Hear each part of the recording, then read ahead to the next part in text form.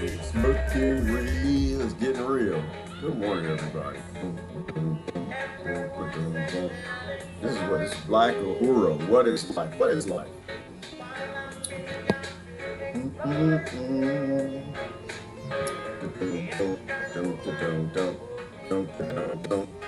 I don't know the words of this one.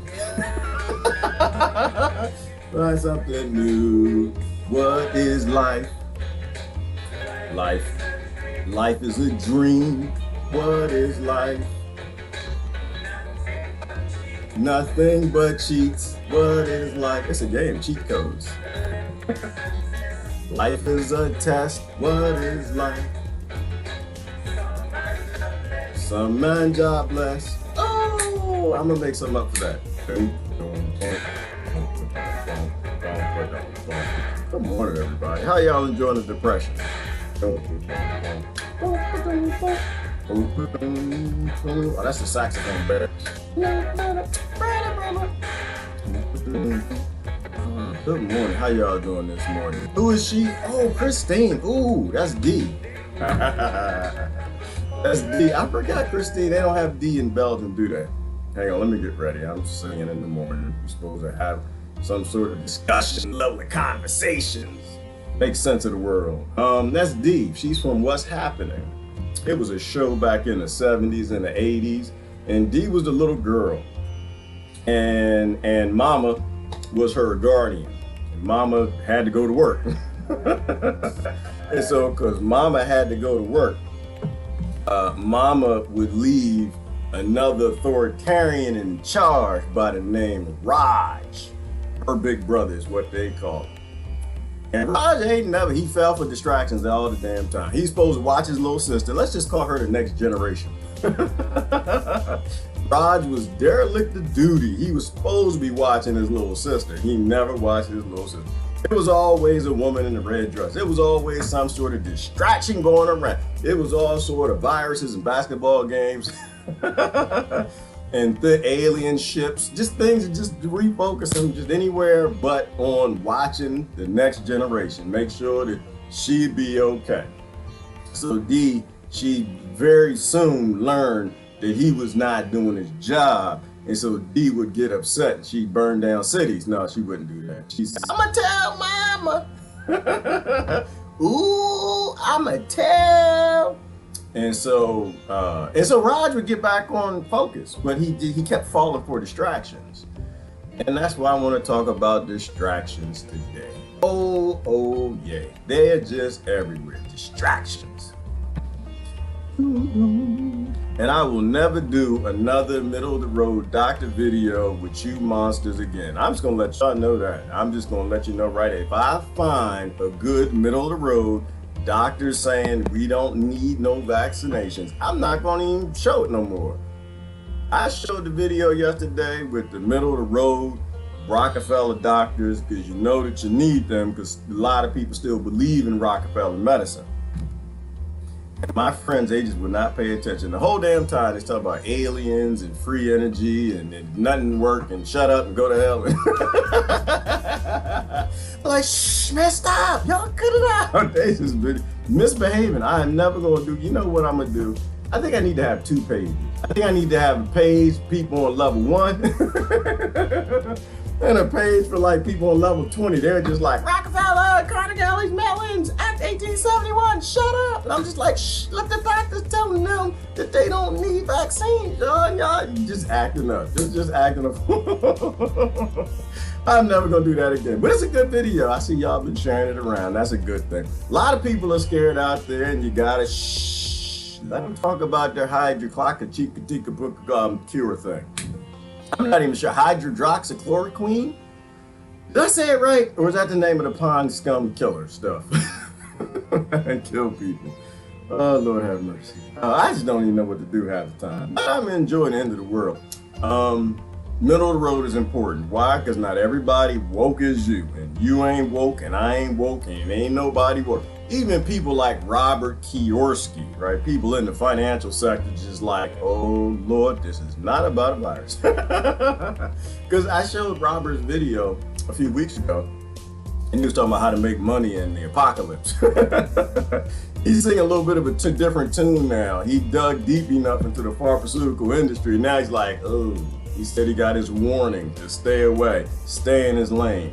So there's something going on here, something big going on. Don't be distracted. All right, let me bring YouTube in. Good morning, everybody. How y'all doing this morning? How you doing? Oh, let me ask you a question. What is a cure? Does anybody know what a cure is? I'm curious about this cure thing. I hear everybody talking about a cure.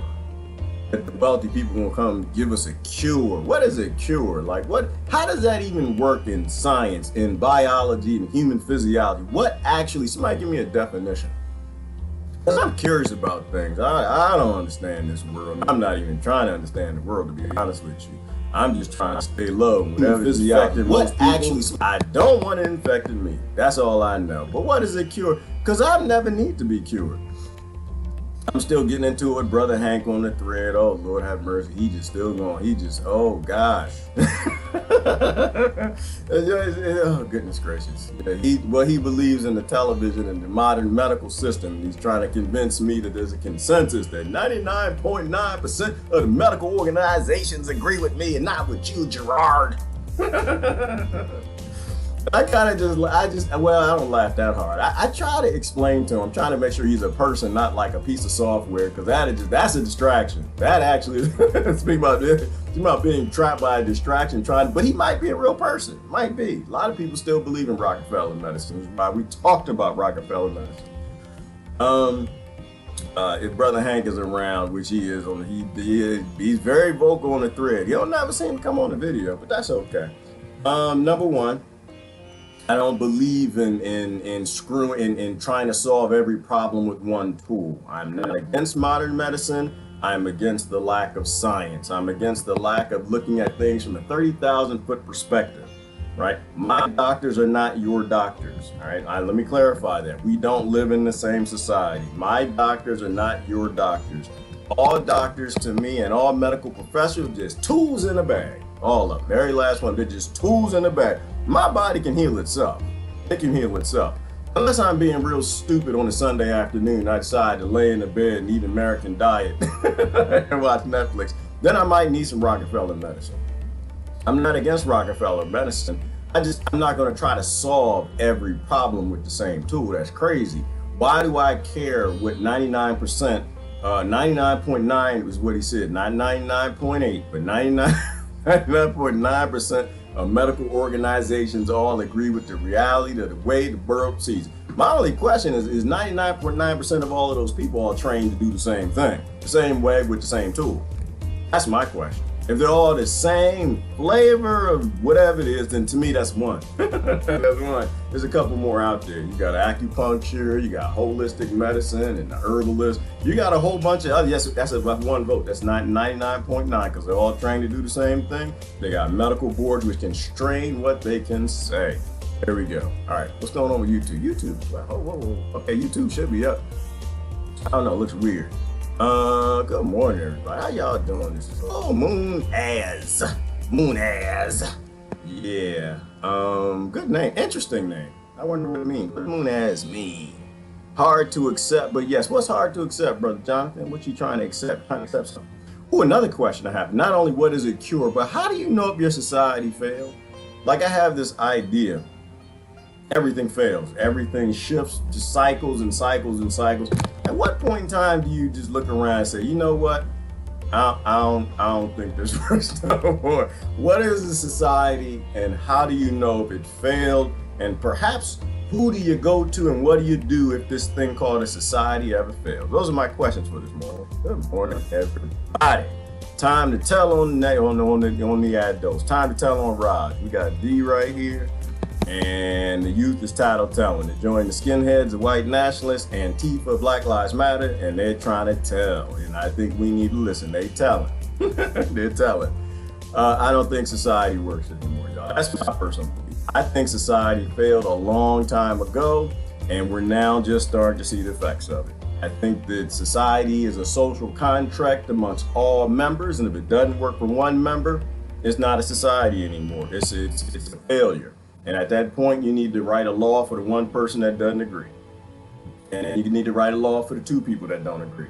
They need to write a law for the 100 people that don't agree. Why? Because they are no longer involved in a contract. They want to break the contract. They don't want to be social with you anymore in your society because it does not work for them. If society doesn't work for everybody, I don't think it's a society. Besides the fact, I'm more interested in a human society. Human. And my belief is that, I like to think about things from a principled perspective, the best that I can. If we want to develop a human society, is it still a human society if we give up our species sovereignty? Individuals. If we give up our sovereignty, is it still a human society? Or is it something else? Anyway, good morning, everybody. How y'all doing this morning? Oh, Paris is in the house. Of course, there's only one person telling you 99% agree. So I know, Paris, I know. This is why I'm trying to talk to the brother. I'm trying to, because we have to work with people. We got to work with people. But, I used to be that way, Paris, right? Like I was indoctrinated in this system. I believe 2 + 2 equals whatever the wealthy people say it has to equal. Which is why I don't think that they're coming to cure us. I think that we got some problems we like some help with.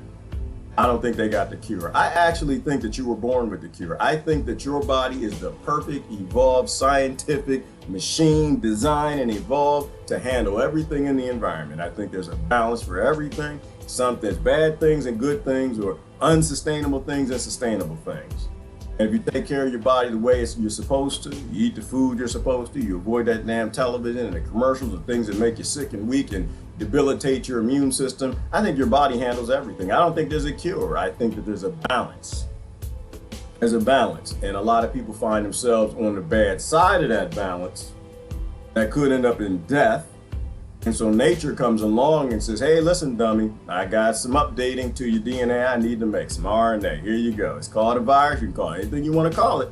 Your body's going to have trouble taking it in if you're not eating the things you're supposed to eat. I need to make sure we continue to evolve the species in a very powerful way so it can handle everything on the planet. Every now and then, a different type of virus is grown in the monkeys or the bears or the dogs or something, and then one day it might become dangerous. So what I need to do is take this thing, jump it from this species to that species, so you guys start getting introduced to this new type of virus that's here. Here's your DNA, you can handle it. I'll make sure that it's got the receptors on it so I can tag it. So in case it ever gets in the body, your white blood cells, your cytotoxic T cells can deal with it. This virus thing is a part of herd immunity.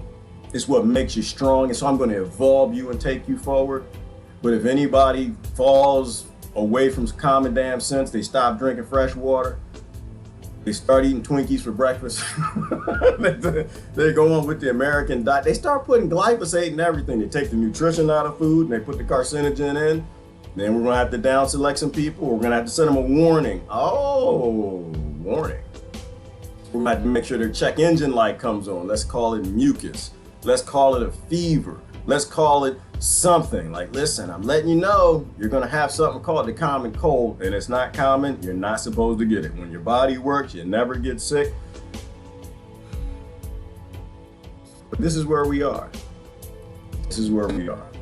Good morning, everybody. How y'all doing this morning? Anybody answer the question, how do you know if your society is broken? This former society got its origin in 1447 BC. It's just working out the implications. I gotta move the chick over. Hang on, distraction. You got to move over, girl. Oh, there you go. There you go. Implications of that formula created by Pharaoh Ramses II. Apparently, the guy they from suspect reason now called, I'm not sure that Uzi. This is why I don't like to read things live. Paris, I'm with you. I'm with you in the beginning part. At the end, you kind of lost me a little bit. But, I'm going to go along with that thought process. Why in the world do we still have a society that's not designed on modern technology? Can we go with that? Is this kind of where you're going with that? I know you're a deep brother. You know a whole lot about history. Why in the world do we still have a societal model based in 1447 or 1444 BC level of technology, evolution, understanding, and philosophy, behavioral science. It's outdated. And you know what? Even if it wasn't 1444 Paris, if it was 2019, I would say we need to update the society. It's outdated. We done created a few things since then. We got free energy, we got robots that can do this, they can learn to do that. We created a new thing called LiDAR. We can pick the food, we can recognize, okay, we can feed people, okay, there's no reason to have them in conflict. Ozymandias, okay, I don't know what Ozymandias Paris is, but I look on your page, you got a whole lot of great stuff out there. It's just sometimes you remind me of Brother Beaufont. I'm reading and my eyes start to glaze over.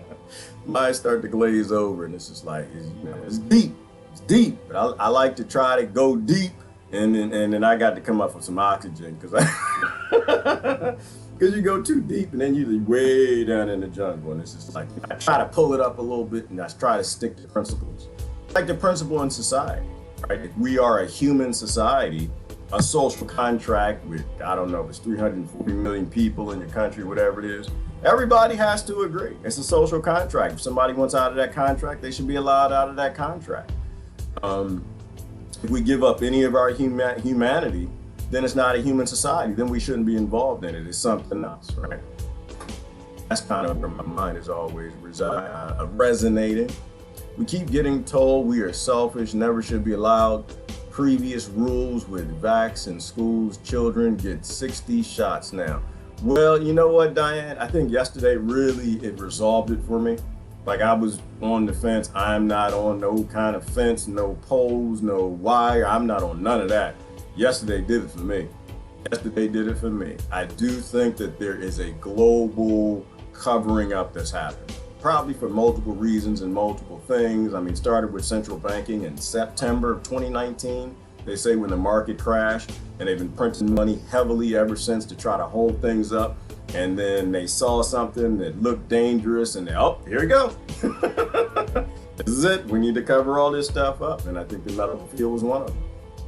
I think they've been playing with things they don't understand. I think they've been playing and modifying things. I think it was accidental. You know, we didn't finish yesterday's talk because it was so much, but I think it was accidental. I don't think they intended to cause the thing. Because nobody, the doctors don't do that, y'all. Nurses don't do that, scientists. Nobody wants to cause plagues. Nobody wants to cause an artificial plague that kills tens of millions of people. Right? When you got the Sister Judy's that are blowing the whistle and they want to tell mama, like D, like, ooh, I'm a 10, and then you got to make some choices. And Raj would try to bribe D at that point. And I think that they tried to bribe her. They tried to put her in prison. They tried to shut her up. And now she's just blowing the whistle hard as she can. And I think the world has to listen to that. But yeah, I think it is a cover-up. I do think they're trying to get rid of the control group, right? The people who haven't had their products within them, who don't have the plagues of the time. Because that's the evidence that you need in these sort of studies, outside the evidence that she got in the lab. I heard it was 72. Interesting number if so. Well, Patricia, there shouldn't be one forced. I'm fine with vaccines. I have no problem. I have no issue with vaccines. But it's very clear from Sister Judy that they all need to be on the shelf. Every last one of them. Every last one of them needs intense testing. Intense testing. I mean, open source, peer review, double blind, more than anything else. I think people need to be checked. If you can find that the viruses that came from the animals that use the tissue actually reside in human beings, and they are the basis of cancer and leukemia and cardiovascular, all these things that they're trying to link up to that, the autism and the brain issues with Alzheimer's and dementia. If all of that came from them trying to help us, yeah, that is the end of the industry. And that's just something that we have to, as a global population, say, all right, you guys have made a mistake. But you don't throw out the baby with the bathwater. I'm not a throw out the baby with the bathwater type of person, right? There's a lot of medical knowledge and science from within Rockefeller medicine. I don't think you throw the whole thing in. Most doctors, to me, I think are good people. I think they are. Most doctors are good people. Most nurses are good people. Most police are good people. Most people are good people. Most teachers are good people. But you always got a few in a bunch that's just a little dirty. I don't think you throw out all of medicine. I don't think you throw out the whole medical industry. I think that we listen to the people who are within the industry. Judy happens to be one of them. And take recommendations on how to fix it. But the profit has to go. Like, you can't have a for-profit system that's based on taking care of people. That completely has to go. But yeah, so if you are willing, I mean, if any of that is true, and you are willing to throw away millions, if not tens of millions of lives to cover up some damage you've done, or tens of million lives to cover up fiat banking currencies and collapse, just to make sure you stay on the throne, if you're willing to just do global distractions and let tens of millions, if not hundreds of millions of people die in a global depression, we need to put you out of your misery. Hang on, I need to show you something. We are in a depression. We need to think about what does the world look like going through that depression. I tell you one thing, I see a lot of people getting that, what's that thing called? The social tracing jobs. What are the little Nazi jobs called? Where you go tattletale on people. When people get a flu and you're supposed to call them and say, well, you got to quarantine for 2 weeks and we're going to come out and visit you and check on you, check your temperature and stick this in your belly and blah, blah, blah, blah, blah, down your mouth, check. Those people, social tracers, what are they called? Contact tracers, I think. Yeah. So I got this, and I did videos for my poison ivy patch, and I grow poison. It's pretty. It's pretty. I don't cut it. I don't want it in my garden where my paths are, but I got a nice big patch of poison ivy. And I'm gonna start making essential oils with it. And why I'm doing that is not your business. I'm just saying accidents happen. And you're out there trying to cure me and you're telling on me, and you know what? And if this is where we are, inside, we're all trying to cure each other. And I'm a natural guy, and you feel that I need some cures that you want to force on me. Now, I got some cures I think I need to force on you too. The Gestapo, that's what it is, Christina, like little Nazis. You know, and they think that it's not a violent job because they're not the one holding the gun, right? And Nazis had them too. You don't always have to be the one with the gun in your hand. It's just like the laws in this whole conflict-based society where everybody knows what's right for everybody else, and they force you to be like them. Well, they got a whole police state behind it, right? That's not peaceful. You know, now if I really had a chance to think about voting, there's nothing peaceful about that.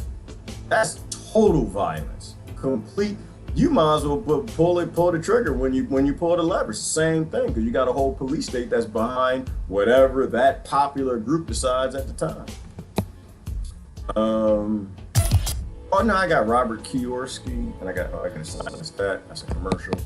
And Jacques Fresco's another Q. He was talking about the Great Depression. If y'all want to look at that, we can. I think that the reason I'm talking about society is because if you don't know what it looks like when your society collapsed and we don't know what to do next, then we're going to be victim of whatever the people who created the first mess want to do next.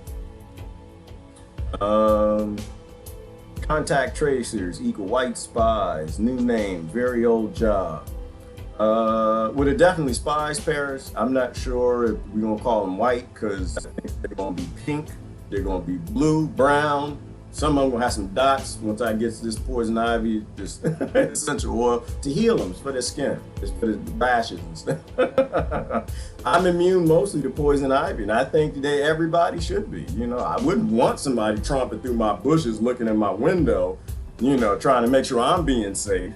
I wouldn't want them to get no rashes, so I need to cure them. You know, the more you get exposed to poison ivy, the more your immune system is supposed to build up immunity to it. Same way with the virus.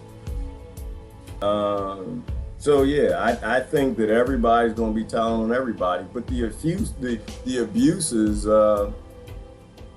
taking away another person's human choice, sovereign choice to decide.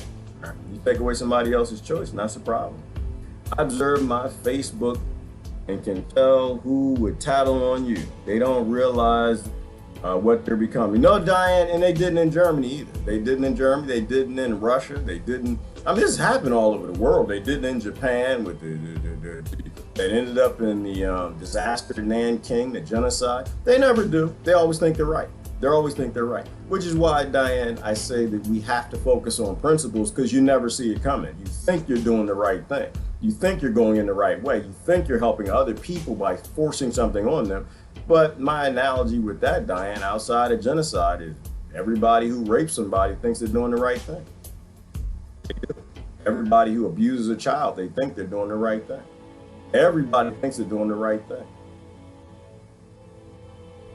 We have to look at things from a principled perspective, because sometimes the fog of war, the distractions, right, make it hard to actually see what we're supposed to be doing and not supposed to be doing. The fog of war, right? Just stay on a principle level. If I'm here telling Paris what he should do, I'm in the wrong, right? If I'm here telling Lori how she should be, then I'm wrong. If I'm here telling Amanda what men with guns should be forcing in her body, I'm in the wrong. It doesn't matter how right I think I am. We have to live on those principles. If we don't live on human sovereignty principles, our society is not a human society. We're a collection of slaves, or something worse. Human are such disappointing creatures. We are, Patricia, but we have the ability to flip on a dime like that. We do. This is why I don't give up on people. I'll never give up on people. Never give up on people. Human beings can turn around at any point in time. It's all about information, which is why I agree with Alex Jones. I'm glad to see him back on YouTube. It's an information war. He was right about that. I love the name of his show. It's Information War. I haven't watched it in years, only because he kind of took some directions that don't really agree with my constitution. Right? Yeah, my constitution, my personal constitution, and the constitution of the land that we stole from other people. And to maintain it, we've decided to burn the entire planet. And now this is probably karma coming back. I listened to Jacques Fresco talking about the Great Depression. And then during the Depression, there were 15 million people sleeping in every empty lot. That's a lot of people. What happened is they bought houses and cars, and the banks failed. You know what? They closed down. And they couldn't get their own money out, so they were kicked out of the buildings they bought. And they were sleeping in every empty lot, millions of Americans. And I looked around, and the stores had everything in the windows, radios in those days, whatever people would need, but they had no money. So then I thought, there's something wrong with our system. How can this happen in this country? I didn't have any answers, but there were people up on soapboxes talking about Mankind United, a new organization, technocracy, socialism, communism. Every part, everybody, every university, kids were talking about social change because conditions were bad. See, that brought them around to it. So, does that sound familiar to anybody? It kind of sound like where we are today with next generation, telling on us as the adults. We allowed a psychopathic model to continue, an unsociety that doesn't look out for the next generation. It's all based on us robbing and killing and looting to get as much as we can today. I like looking at the Great Depression because we didn't solve the problem. I don't think we even know what happened. But I like how he talked about it, which was, people, money they earned and their money and lots of stuff in the store windows that they couldn't buy with their money because they couldn't get to their bank to go in their bank account and get their money. Their money. Their money. Is it your money? Is it your bank account? If you don't have a human society, if you don't have free people, if you don't have what somebody just posted, free, dumb, if you don't have freedom, if the basis of your society isn't human sovereignty, then you don't actually own anything. And today's a great example of that. It's not your money. It's not your bank account. They can take the money anytime they want. So is it your money? No. It's their money. They can take the land anytime they want. Is it your land? No, it's their land. As long as you have a model that's based in power over you, it's not yours. None of it's yours, right? So the Great Depression happened and they could have fixed it, right? The problem at the time is you had a whole thousands of corrupt banks. And so they decided to fix it by creating one corrupt bank. And here we are again. Here we are again. I think this time around, maybe we should make some change. That's what I think. And that's why I got Jacques Fresco there. He is he and I forgot her name is Joanne. They're the inventors of the Venus Project. I'm gonna let him keep talking. If you don't know the problem, you will never fix the problem. If you don't know that there's a problem because you're lost in the distractions, you'll never even know where we are to even need to fix a problem. Which is why I posted the video of all the doctors that y'all just trolling me all damn day on. Because, well, we only get there as a group, y'all. We only get there as a group. If we don't all come together and decide on what's real in the world, we'll never take out the people who control everything. You know, and that's why I'm saying you have levels of understanding. For the first time, you have doctors who are being censored who are speaking against vaccines. We shouldn't be doing anything but cheering those doctors, yo. I know, they're still doctors. Yes, I agree with you. I'm processing that. I know hydroxychloroquine is not a cure. Not for me. You ain't never giving it to me.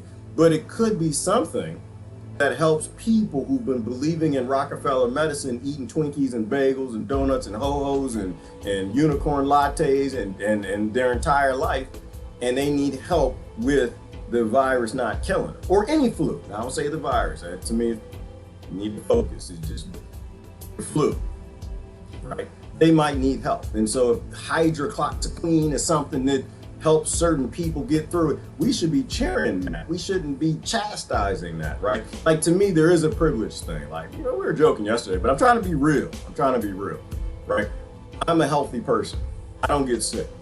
For me to mandate on other people or to take medicine from them that keeps them alive because they're believed in the bullshit for too long, that's like me using my privilege over them, right? Like, I think people have to wake up, but we have to wake up in scales and levels. Not everybody is ready to know that 13 families actually run this damn world, or 200, whatever y'all say. Y'all go back and forth. Not everybody is ready to know that. That doesn't fit at all. That just blue screens them. They completely tune you out the minute that they. So that's what yesterday was about. Yesterday was about the fact that you had doctors who had a solution that didn't involve in civil war. Right? Because, like I've already said before, I really don't give two damns what anybody needs. If you try to put something in my vein, that's a civil war on my level. And I'm fine with that. You ain't gonna win. Oh, I fight the war. You come to my house and you want to put something in my veins. I won by you killing me. I'm done. I don't have to change anything. You are not going to abuse my body while I'm driving. That's just not right. So I think we do have to compromise. There's a word I'm looking for. We do have to compromise at a societal level, right? Because we got social contracts with everybody. We don't have to compromise on a personal level, right? There is no compromise on a personal level. There's no compromise with Christine Wins and her sovereignty, right? There's nothing socially that we can do to make her compromise her humanity. You see what I'm saying? Is that making sense to anyone? That's why I did that, and we can look at it because I think a lot of people posted. I thought it was a great video. I thought the doctors were very believable. I didn't believe them, but I'm deep in the hippie land. I'm a healthy person. I think they were very believable. They did not have masks on. And 21 minutes in, the doctors were accidentally spreading out and social distancing. And a head doctor came in and started pushing them, made them all stand closer together, right? These are things that people need to see that have not been out of their house in 3 months. Right? Like, you've been out, you know there's nothing out there. You know, well, yeah, hang on, Gerard, hang on.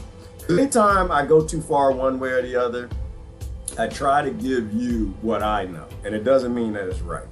What I know, based on the people I talk to in the field, something is out there.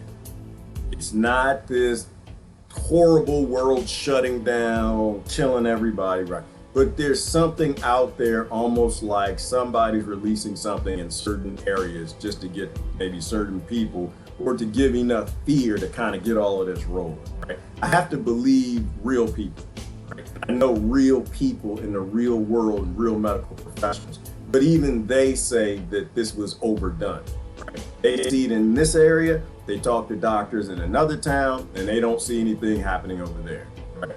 Either way, this is chickens coming home to roost, right? No matter how you look at it, we did this, we subsidized it. No matter how you look at it, once again, every pandemic's done with government help. Every pandemic is done with government. Every pandemic is a plandemic. Every pandemic is always a plandemic because it doesn't drunk continents without government help. It's never done that before, never in history. It could do that in the future, as we get closer together, but it's never done that. Once again, the nutrition didn't leave the food by itself. The nutrition just didn't get up one day and say, you know what? Where's my apple at? I'm supposed to eat an apple this morning. An apple a day will keep the Rockefeller doctors away. It's my apple this morning. I just pulled it out of my bag. No, I did not wash it. I did not rinse it. It came from the grocery store. So, the farmer probably touched the bag first and wiped it on my shirt, and I'm going to eat it because I'm a healthy person. That's what it does. But the nutrition didn't jump out the apple. I know that's sickening somebody, but that's okay. I watched my grandfather do it. He had a pear tree, and I went like grandpa in Arkansas. He'd go out there and pick a pear off the tree, just wipe it on his shirt. Just, Now, mind you, nobody was handling his apple with E. coli because they were just using the manure spitter on another field. But that farmer is using that manure spitter. I need to be introduced to the ecosystem coming from his farm. I have a theory. I'm just gonna put it out there and see what happens to it. I think when I go in my garden, and it's, the pollen's getting me. I think when I spit, blows and hockalooey, snot, whatever, I think that the microbiology interface with it. I think when you go out and you use the bathroom, because this is the example I'm giving. I think when we were more tribal, living in huts, and we'd use the bathroom outside or whatever, I think microbiology breaks that down. They see what's in our body. They see what we're having trouble with. They're just trying to reclaim energy, right? Like, I don't think that they are trying to work with us, but I think everything works together this way in like a planetary immune system. And they realize there's something that they need to break down to get energy from, and they break it down and figure it out, and the bacteria lives and that thrives in that garden where we're dropping poop or whatever, because we're a tribe, we live in that area, we grow food in that ground, and next year plant the seed, that microbiology's there, it learned how to break this thing down. You eat it, you get some of that bacteria in you, and your body adapts to some of that DNA. Your body learns how to break that particular compound, aluminum, whatever it is, down. I think that there is an interrelationship of all things. Of all things. And to me, I think it's science, right? I think it's that 30,000 foot science. It's not just chemical medical science or just biological science or just quantum physics science or, any of the ignorant, self-siloed. I think everything works together. I know everything works together. I missed probably a whole bunch of dots and periods and stuff, but that's how pollen works. Right? That's how pollen works. No, Sinclair, don't act like I'm smart. I'm not. I'm trying to figure things out. Like it is interesting, but that's how pollen works, right? Because if you eat honey, you're supposed to eat honey from the local bee. You're not supposed to get honey from Europe or somewhere where you're not. You're supposed, because the bees interfacing with the pollen, they take in the pollen or something, and when you drink the honey, it's processed through them and it helps you with your allergies. I'm sure I said that all kind of wrongs, but we all work together with the ecosystem. Let's get back into Dr. Rush. At that time, I was going to hitchhike to Florida for other reasons, because the winter was so cold, we didn't have heat, and I had to get to Florida. So in hitchhiking toward Florida when I saw an old man walking with all his worldly goods on his shoulder. You know, they call him a bindle stiff. That's an impoverished person with all his worldly goods in a blanket, and he was shuffling very slow. So I called out to him. I wanted to help him carry that load because he can hardly walk. But I called out several times. He was also hard of hearing. And he turned around and he had acromegaly. You know what that is? Elephant man disease. His face was all distorted. And as a kid, I didn't know what that was. And I was kind of shocked by that. And I kept hitchhiking till I got into, I think it was Savannah, Georgia. And I went to the local police station. And I said, I have no place to sleep. Can I sleep in the jail? They said, only if we fingerprint you. Well, since I didn't commit any crimes, I said, sure, go ahead. Then they put me in this jail with a dull red light. I must have been about 16 or so. And the toilet bowl had shit all over it. It was filthy. There's no place to sleep. It was dirty. So I just sat in the corner and looked at that red light. It was sort of depressing, you know. And then I heard moaning in the next cell. And I looked in, there was this dull red light. There was this guy with acromegaly, the old man with a distorted face who couldn't speak. So I banged on the bars of the prison, and a trustee came over. He said, what do you want? I said, this old man belongs in a hospital, not prison. So he said, no good bum. These people seem to have no humanity at all, none. So I said, he belongs in a hospital. Ah, shut up. And he went away. And I left the next day, and I met another kid my age, about 16 or so, and we both continued together. And the guy drove up in a fairly new-looking car, and he said, would you kids like to make a buck? So the kid that I was with said, I'd like to make a buck. What do you want me to do? So I want you to tell my girlfriend I can't see her Saturday. I'll be occupied. And so she'll give you a package for me. So what the note said, I found out later, the girl was a cashier at a movie theater. And the note that the kid gave to the girl was, if you don't give the kid all the money you've got there, we'll blow your head off. We got guns aimed at you. So the guy was using this kid, and this kid didn't know what the hell it was about. So the woman screamed, and the police came and took the kid away. I had nothing I could do. I was in rags myself, you know. And I remember saying in my own head, boy, this shit's got to go. There's no such thing as justice or anything. You know, I realized that as a kid. I was alone, had no power at all. And then I continued to hitchhike on toward Florida. And in Florida, they had, under Roosevelt administration, So he's talking about the Great Depression, and sometimes, we were talking a few days ago, right? Like sometimes you do things not because they're brave, but because you're afraid of where they're gonna go. Can you imagine 16-year-old kids walking the streets today? I mean, we're 50 years past having the ability to look out for everyone, make sure everybody has a house and food and bare necessities to stop any sort of global anything from happening, to cause children to have to walk on the street and be beggars and sleep in police department beds because there's nowhere else. I can imagine what will happen today.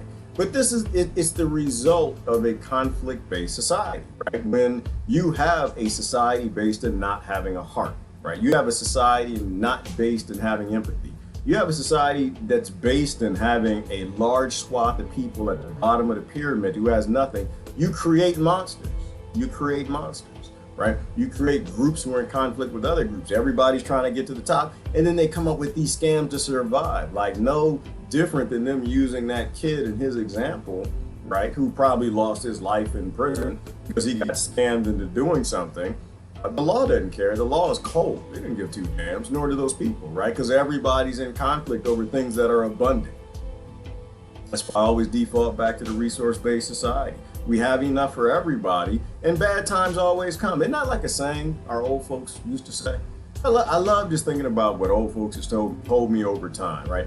Bad times always come. Prepare for the bad times, be ready for the bad times. They had pantries for the bad times. They had the root cellars. They'd always have farming equipment and everything in case, because the bad times always came. We're not prepared for the bad times. We haven't had a government we forced to prepare for the bad times. The bad times always come, and when they come, they hurt a hell of a lot worse than if we forced them to be prepared. I don't even want to talk about the food lines, because that hits me a little bit. You know, it's not that, when I watch stuff like that, what gets to me, it's not that there are people who are standing in line for food and on a planet where food is abundant. It's that we knew that this always happens and we did nothing. You know? And I think that's an indicator that you do not have a society. When a society does not work for humanity, it's not a human society. Ooh, Brother Adam's in the house. The current problem I have as well as everyone outside the institutions of government is government. It is the secrecy and the manipulation of the facts and the fear-mongering of these institutions infect us with that the bigger issue, in my somewhat informed opinion, the solution. I don't know if there's one, but what I do know is that we as individuals and a collective don't do better at loving more and hating less than our children's children will be no different than cattle, which we all pretty much are at this point. Brother Adam's in the house. Thank you, Adam. I agree with you, and you are spot on. Like it's not a cliche to say we gotta love more. Right? The only reason that children will be walking in the streets in the near future is because we don't give a damn. We're not changing the system. The system doesn't work for them. They're out of the street. They're burning down cities, and we're fussing about whether or not children with no hope should be burning down the Target. Right? They're joining the white nationalists, and y'all know my position on that. It hadn't changed. Same as has always been, Brother Adam, since I've known you. The same reason children join the Bloods and Crips are the same reason they join the Skinheads and the Ku Klux Klan. And until we fix the environment and we make sure that children can be born in this world or in this country and have the ability to be free, then they should also take that karmatic hate that we put on them and turn around and join a hate group. You know? So the problem is government, Adam, and you're right. And from this is the current thing of it, for me, I like to call it power. Right? The problem is power. The problem is the abuse of it. If it ever exists and anybody has it over Adam, they're always going to abuse Adam. If anyone has it and they got power over my letter, when it makes sense to them, they think that they're right, they're going to use it over my letter. And they always think that they're right. That's just the fact, Patricia. I have to disagree with you. I know that you said that you believe there are some people who do evil because they like evil. And I think if you like evil, then to you, evil is good. That's that psychopathic 27 warrior genes. Everybody who does something bad, they all think that they're doing this for a good reason. And sometimes it's just narcissistic and sociopathic, and they view the world through their own lens. Right? The same way people who would be a contact tracer. They're viewing it through their own lens, and they're doing this because it's for the good, and we shouldn't be making people like that anymore. Whether I'm right, wrong, doesn't really matter. Whether you're right and wrong, doesn't really matter. The bottom line is we shouldn't be making people like that anymore. We don't need a conflict-based system. Doctor's video keeps getting shut down. Yeah, and that's why I like that. Oh, okay, Lori posted it this morning, check me still there. And this is why I like the video, because those doctors are being silenced. Those doctors are being banned, and which is why I didn't troll those doctors per se. Right? And I went through that, so I'm not gonna go through that. Anything that an invisible enemy tries to stop is something that we should race toward. It's something we should support, because on some level, it's probably going to help somebody. Me live stream this day dealt with those docs. Give a watch, don't drink the juice. And we'll love Earth, and it's important to do that, right? I'd love to see your perspective as well. My perspective, which is we have to crawl before we walk, and we can't expect people to run who can't even crawl yet. People who really believe in their system and form of government, people who believe in this model of a medical system that lets you live however sickly and toxic you want, and they're going to heal you with triage-based 100-year-old Rockefeller designed medicine, expensive procedures, and triage medicine, the way they put it. People who believe in that, they're not ready to run. Right? Those people, you tell them that food is medicine and medicine is like food, and they just glass right over it. They go right back to their doctor. But there are doctors that are that way too. You know, people believe in the system. That's why they have commercials every day called the COVID briefings, right? They have commercial advertisement every single day. They have to constantly drill it in and reinforce it and reinforce it and reinforce it. And your sub-programming, your subconscious, it believes that to be true, right? It completely believes that to be true. And so if you give some people, now I'm not talking about everybody, there's some people, Will, I think, that you can tell them the truth and they're like, yep, the Matrix is real, I get it. The aliens and free energy and free everybody, I get it. All right, let's do that. You know, there's some people who have that ability. It's my belief that most people don't have that ability. Most people have to crawl before they walk, right? And so we're in this weird place where we got to get a lot of people up to speed so we can be prepared for this starvation and Hunger Games and new psychopathic normal that they want to give everybody and trace everybody. And we're not going to get there if we're a little too hardcore shoving things down the throat. That's my point. So, I'd love to hear your perspective. Brother Matthew's in the house. 4G+1 equals exactly. Exactly. And I can't connect any more of those dots because that's something that, once again, you do it, the video mysteriously disappears. And you know what, Matthew? And that's what gave it credibility to me. Because I'm a skeptic. Like, I know 4G is horrible on the immune system. It's horrible for the cells and DNA damage because that's what the doctors, even the Rockefeller doctors say that. This is the next version that jumped up almost 100% in power is not any better. It's definitely not a good thing. You know, is it what's behind all of this? You know, I'm a little skeptical on that, but I know it's not making any better. So arguing with someone who thinks that it's completely that is a waste of my time and it's a waste of their time. The bottom line is you shouldn't be installing increasingly more dangerous technology. And we already got people that can't handle the damn flu. Right? To me, that's crazy. It's crazy that you would install a technology that you know is going to cause more immunocompromise and you're pretending that you want to cure people and help them. It's psychopathic. There's something wrong with that, right? You know, the nutrition is out of the food. They put a carcinogen in the food. And now you got immune suppressed people who can't deal with the flu and they die because of it. And then you go on TV and you act like, oh, I'm here, we're gonna help people and save people and be careful, be safe, social distance, wear a mask. And I'm just like, that's why I don't buy it. I don't believe in it. You subsidize the poisoning of your population. Don't sit here and tell me that you actually care about their health. You don't care about their health, you're poisoning them. Those subsidies would have stopped in January if they were concerned about their health. They're still subsidizing the pesticides and chemicals causing causing a lot of the busy activity of their immune systems, so they can't deal with the flu. So absolutely, I mean, that's a technology that shouldn't even exist, along with a bunch of other technologies that are making people very susceptible to dying from the natural activity of the herd's immune system that they like to call a virus. It is heartbreaking, Amanda, but I think it's beautiful too. It is heartbreaking and it's beautiful because we live in times where we can actually make a shift. There's so many things that are happening right now, you know, because they basically paused everything. You know, if we can get up to speed quick enough, we can change this for the better of the next generation. Probably not do it before Mama come home because when D told on Raj, after Mama got home, it went bad. Good morning, Kristen. Good morning, Cindy.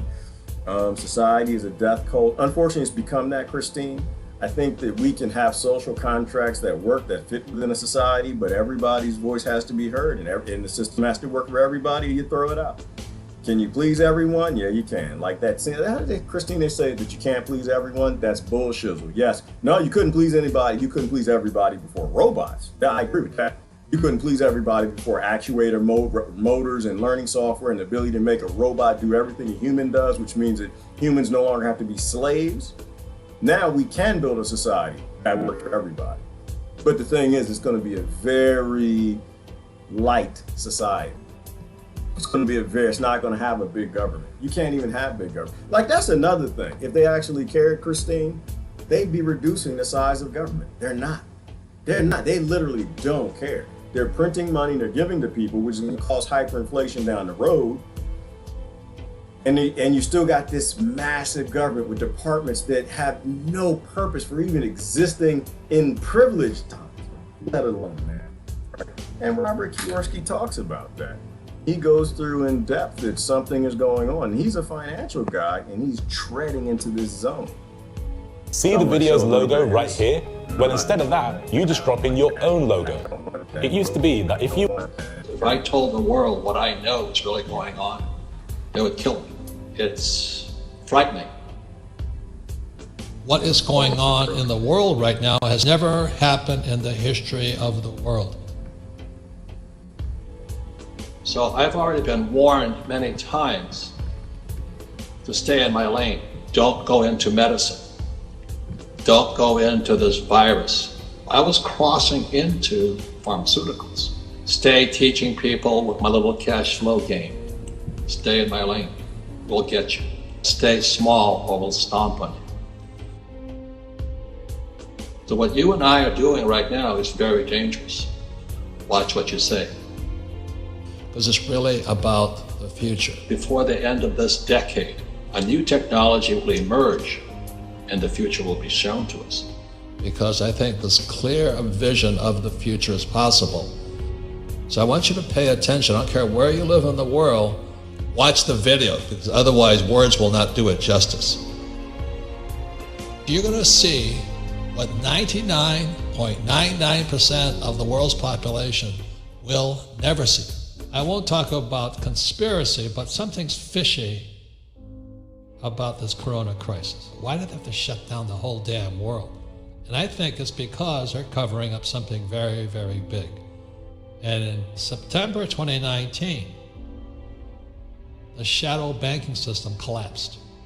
And that's why the Fed and the Treasury are printing tens of trillions of dollars all over the world. So when Corona appeared, I think it was an excuse to shut down the world economy to cover up what really happened. So in March of 2020 was the biggest crash in world history of the stock market. Good news is, I'm going to make a fortune. This is the best time if you're ready for it. Just know you might be missing one of the biggest opportunities in the history of the world because our governments have really screwed up. Theory is one thing, reality is another, and it's frightening. I'm okay because I was ready for it. I mean, my wife and I, Kim, were just sitting there having an expensive bottle of wine, toasting each other because we made it. We came through heaven and hell to make it. And it was worth the journey, but to not know if what I was forecasting was going to come true was self-doubt. We all have self-doubt. So it's time to move on. The prediction you're talking about here is Rich Dad's prophecy. And it was about the crash that would come in 2016. Well, it came 4 years later, 2020.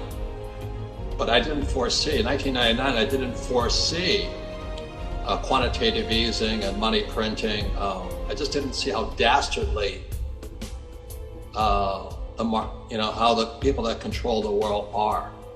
And then to have it come through via a virus, or what Nassim Taleb calls a black swan, even more dastardly, and then to shut down the whole world's economy and put millions of people out of work and destroy, small business owners, the lifeblood of the world, to save the rich, the really, really rich, is, I think, criminal. It's really the most exciting time. It's also dangerous. Because the moment I started tweeting about the coronavirus, whatever it is, I was told, stay in my lane. Stay in my lane. We'll get you. And that's exactly what Fuller said back in '81. He says, if I told the world what I know is really going on, they would kill me. So what you and I are doing right now is very dangerous. for our personal lives, our professions, and all this. So all you listening out there, be a wartime leader. Watch what you say. We're here about preparing, not predicting. Unfortunately, a lot of people have found out the hard way through shock that they were not prepared when the coronavirus hit, and who could have predicted that?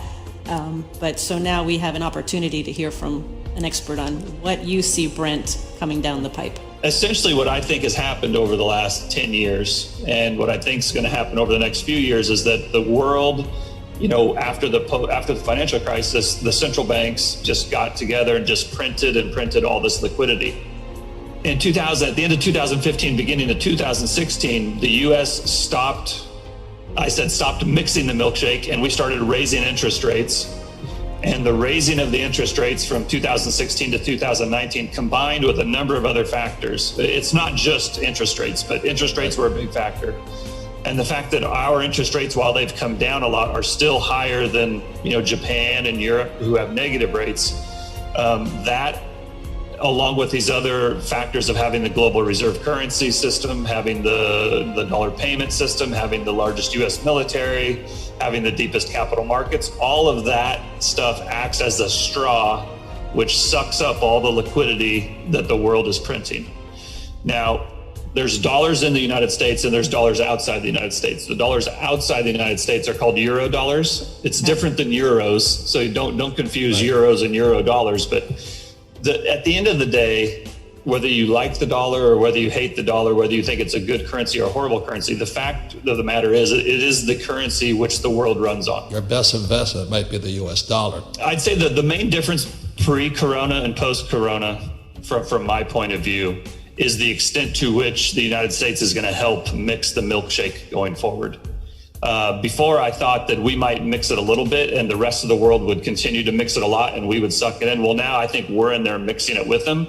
But I still think, for a number of reasons, the U.S. is going to be the primary recipient of sucking in all that milkshake, all that liquidity that the rest of the world is, and that we are now printing, or the liquidity that we're putting into the market. So the world's printing money, but that's going to flow to the U.S. is what you're saying. Exactly. And as that capital comes into the U.S., I don't just think it sits in cash. I think it gets put into places that yield a little bit more than cash. Maybe it goes into Coca-Cola, maybe it goes into IBM, maybe it goes into Electronic Arts or Microsoft, some of these companies that have some growth potential that maybe pay a dividend. And to think about it, it really depends on where you're sitting on how this works out. If you're sitting in Argentina and you have some excess savings and you can put it in the dollar and the Argentinian peso goes down 10%, you've just made 10%. But if you also put it in Coca-Cola and Coca-Cola pays you a 3 or 4% dividend, now you've made 13%. And if Coca-Cola happens to go up 6%, now you've made 20%. So, now you don't get that same thing if you're in the United States because the dollar is your currency. But my point is that whether you like it or not, the biggest demand for currency out there is the demand for the dollar. And despite the fact that they're printing a lot of it, the demand for it dwarfs the supply. And with the coronavirus, because we don't know what is coming with that, how do you see, in your world, what impact does that have in the future? Well, it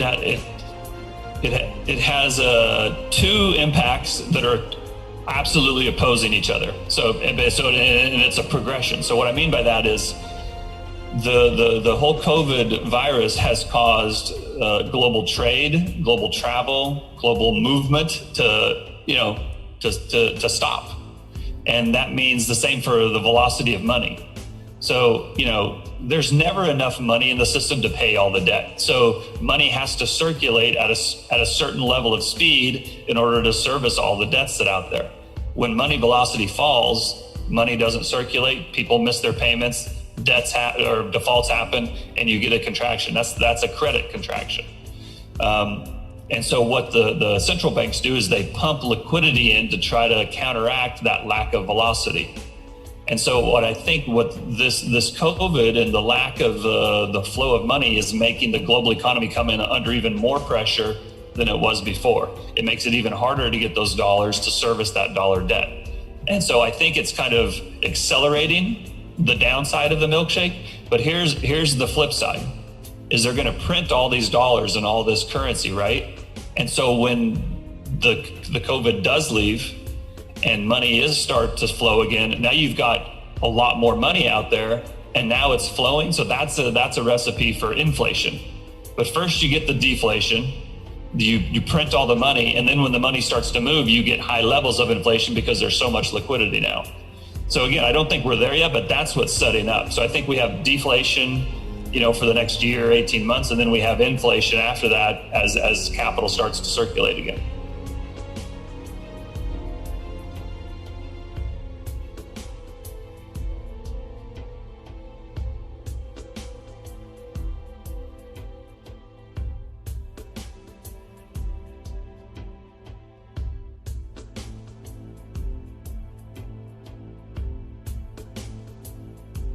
You're going to see what 99.99% of the world's population will never see.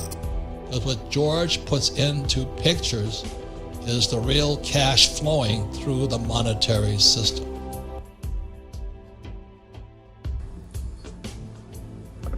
Real quick. See the video's logo right here?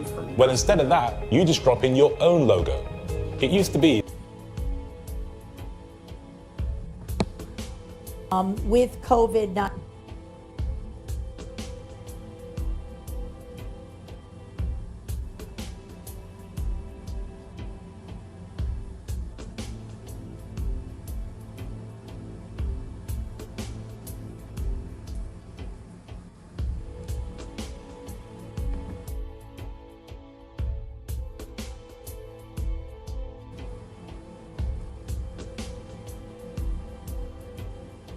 Tell me, what's your impression behind the original story of COVID-19, that this came out of a wet market, and or what they're starting to say now about the Wuhan lab? They're bringing that back out. Yeah, well, that's a pretty simple question to answer, because xenotransplantation is really accelerated zoonosis. Because viruses and pathogens jump species, all the time in nature, but it usually takes millions of years. So when they say this is a natural zoonosis from a seafood market, a person doesn't cook the food or whatever it is, gets infected and then transmits it to someone else. That doesn't happen for maybe 800 years, because bat viruses need an intermediate host. They need a gain of function. You won't go straight from the bat to the human, because you'll kill the human.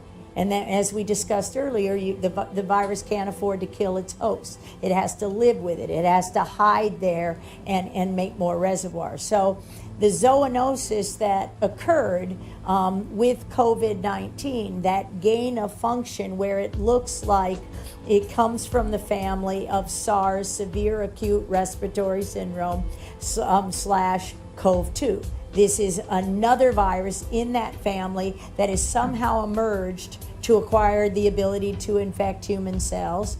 And essentially, the only way that happens in a decade, and not in 30, 40, 100 years, for that event to happen again, is by way of the laboratory, which is, of course, right there.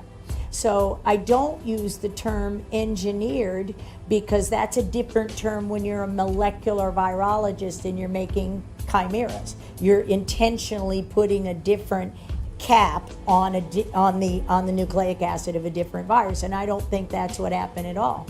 But anytime you take the animal into a laboratory and take the virus out of it and grow it in other cell lines, then that changes it. So you accelerated the viral evolution, the zoonosis, way, way, way rapidly. And then how did it get to 190 countries in what's said to be a month or two, which doesn't fit the biology of the situation? When it came from one woman, and most people didn't come in contact with that market, or many that were in so-called ground zero. The laboratories are and that manipulation and growing these cell lines, which, by the way, we ship around the world. And in that study, talking about the emergence of SARS CoV-2, how it emerged, how it came out into people. The funding was done by the NIAID, and in the material and methods of that scientific paper, you'll see that they grew the virus. They replicated the virus, made large stocks of viruses in Vero, the monkey E6 cells. So monkeys are close to humans, so you've acquired another ability. And if you want to think about the HIV sequences that are in the new SARS-CoV-2, that gives it expanding ability, not just to infect the epithelial cells and things, but to infect white blood cells, because GP4, the glycoproteins from HIV are going to stick like Velcro to white blood cells. And now you can start seeing COVID-19, the disease, looks like a retroviral disease because you've given it access. You've given it the ability to infect white blood cells, which coronaviruses don't do. And this is why it almost has to be a lab emerged zoonosis.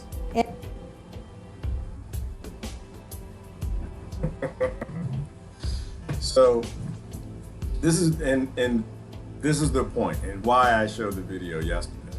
Something is out there. That is a global accusation that fits with the point. There are no epidemics that have ever become pandemics without help.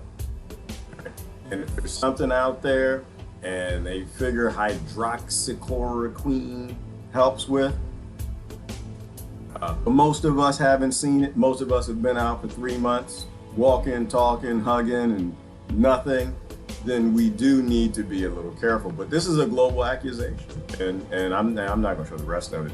I think you guys, hopefully you already watched it. I just wanted to go through that point, let her explain to you that if we're ignorant of somebody spreading something, then we need to be very careful with what happens next.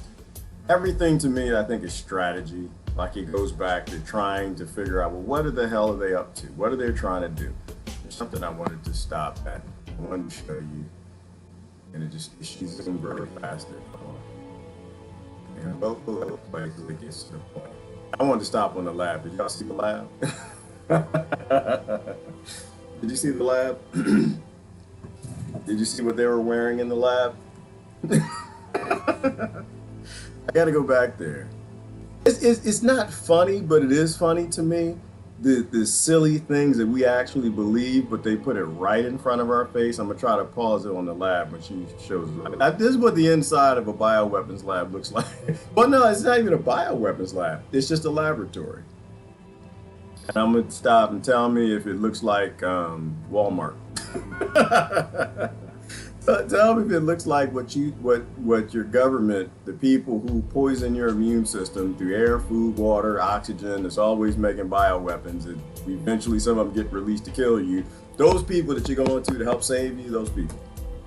This is what they look like right here.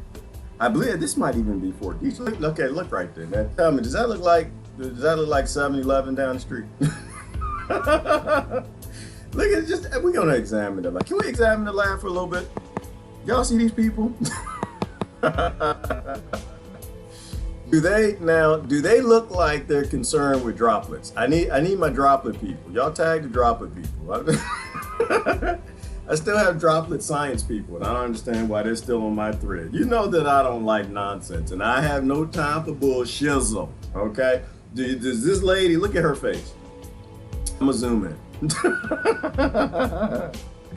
But this woman, she looked like, you know what she looks like? She looks like you just told her that a mask is going to stop the virus and they're going to stay in the droplets and not be aerosol. That's the face she got right there. She got that face right there. Like, wait a minute. She got that mad. You mean to tell me that y'all about dumb enough to going outside and it's a bioweapon just floating around and you got one side saying ain't nothing happening, the other side and they didn't release something, and we know that it came from this lab, and you don't see me here look like I'm all puffed up like a Stay Puft woman. Even her glove, look at her glove, look how that's sealed right there. You see, and she got this blue thing. that pumps the air in so she doesn't interface with the air in the droplet area. So mask work. Man, you crazy out of your mind. No, I'm not here to play. But here's my thing. I won't tell you what to do, because if you figure that the mask help you and you're going to ignore the sarcastic face she making at you right now, she probably making that face at the cameraman because the cameraman ain't got a mask on. Like, look, I done told you, don't come in here. You don't have no idea, baby. I done told you, you gonna die. You come in. No, they don't stick to droplets. That's only on television, man. Put the camera down, going out there and get you a suit. No. No. Here's my thing. I am not going to live in fear ever. I don't give two damns what you say is outside. I don't care if it's Godzilla, the aliens is attacking, invisible viruses, bioweapons. Like, listen, I live good in America. And everything I have is based in blowing up other countries, stealing their resources, while people here think this because we smart and we're hard workers. Like, no, they didn't stole the land. We stole the land from us, and then we killed a bunch of people, and then we maintained that on killing more people and looting the whole world for the Rockefellers, Rothschilds, and the rest of these people and central bankers, right? And we would destabilize societies to loot them and bring stuff here so they keep printing the money for us so we can live well. So if there is an invisible bacterium, viral bacterium, whatever the hell that means out there in that air that I can't see that's invisible, then it's karma. Okay, it's karma. I'm gonna live my life. I'm gonna go do what I gotta do. You know, damn stage alien invasion is late. And we were talking about the stage Project Bluebeam. We were talking about that last night on the Sean show, the Sean Yankee show. If y'all don't follow Sean Yankee, you should follow him. We were talking about the stage alien invasion, and I was just thinking about it. It's like, you know what? See, for me, everything, it goes back to my corporate mindset, ROI, return on investment, you know, and I'm just thinking about them guys, you know, big holographic projection things on clouds with alien ships is about to come attack us, and Space Force, the anti-gravitic devices, they've been flying all over this damn planet. People have been taking pictures of them, they're all over the internet. You know, 1,000 whistleblowers who told you they have free energy devices, they've been flying everywhere. At this point, I don't even think they got to use that. I don't think they have to use, like I believe yesterday, I was thinking about the rod of God and dropping bolts. Bolts get expensive. That might be 2 cents a bolt. Why would you need to drop that on people scared of invisible things? Why would you waste the money? Why would you waste the money? I know that I said yesterday, I think they're taking them coins and they send them up there to drop on us. But I'm thinking maybe they're just not even making coins. If you got people that are scared of invisible things, they wouldn't have to do that. All they had to do is have a broadcast and say, the alien ship is here, we're following them on radar. But they're invisible. You can go outside, you won't see them. I guarantee you, I promise you. I'm gonna promise you, and I bet you everything. And Americans ain't going outside. They ain't gonna go out. They scared of invisible viruses that apparently only stick to droplets. Ain't no way they messing with a damn massive mother alien ship that's invisible above the clouds that the government tells us right there that they just can't see. No, they won't have to. They can save a whole lot of money. At that point, all they got to use is the dew. Just shoot the dew down. They don't have to. You don't have to see no ship. You can look outside. Tom Brokaw and the rest of. Is he still alive? Get on that television, just start telling people, oh, they're up there, you can't see them. And they'd like have a whole Earth, and they could have like the war room thing. They're moving to Dubai, they're over Washington, D.C. The one over the Washington, D.C. is moving to Richmond. And people in Richmond be like, it's coming to Richmond. And they're running, getting in cars, traffic and everything. Come on, at this point, they might as well just go and do that. All right, let me stop. People. I don't believe you're kings and your lords. I don't believe you're masters. I'm not their slave, and whatever they come up with good for you, they're trying to cure you, but what I think they're trying to cure you with is not probably what you think. They can't cure me. You were actually born with a body that can solve any problem that this planet can throw at. You just gotta make sure you eat the right food. You gotta actually live well, eat the right food. And it's just Jonathan, I'm glad you agree with me. I was just thinking about it, John. Like, say we were president. You were president and I was vice president. And then, Jonathan, you were like, you know what, Vice President Gerard, yeah, they've said that they're going to pull the plug now. We're going to do the stage alien invasion to take away everybody else's rights and to get everybody scared in their houses. And I would say, well, Jonathan, you know, President Close, President Close, why do we have to? Why are we going to waste the free? I know the energy is free. I get that. It's an electromagnetic device and it doesn't use energy. But it's time too. Why are we going to take time to get the pilots to go get in them things at Area 51 or wherever we keep them now and fly up there and scare people? Because somebody might actually realize that it's a scam if we just tell them. We use CGI and anime. We got them to be scared of the virus last year. What if we just tell them it's ships up there? What if we get together with Hollywood? We still got the CIA. I was like, Mr. Close, we're going to waste a whole lot of money. We ain't got a whole lot of money to waste. We got wars to invade. We done printed $4 trillion. They told us we got to invade Zimbabwe and the Congo and Bolivia and Venezuela. We ain't getting out of Syria. And they got 10 other nations, the big global bankers, because we all sat at home for 3 months and printed money. We ain't got money to waste, President Close. I think we just need to tell them that it's some aliens up there so we can go and get that digital dollar there and that social credit scoring. I don't know. People, that's just how my mind works. You don't have to agree with it. I really don't. I just think the path of least, what is that called? Occam's razor? Like the path of least spend money on your monkey behind is what they'll do. And if you don't see this woman right here and her sarcastic, I love her to death. She looked like I need a new job. Look at her face. I can't do this no more. I'm sick of coming to work because this virus is in here that don't stick to droplets, and I got this big bubble thing on me. This ain't even I ain't doing that.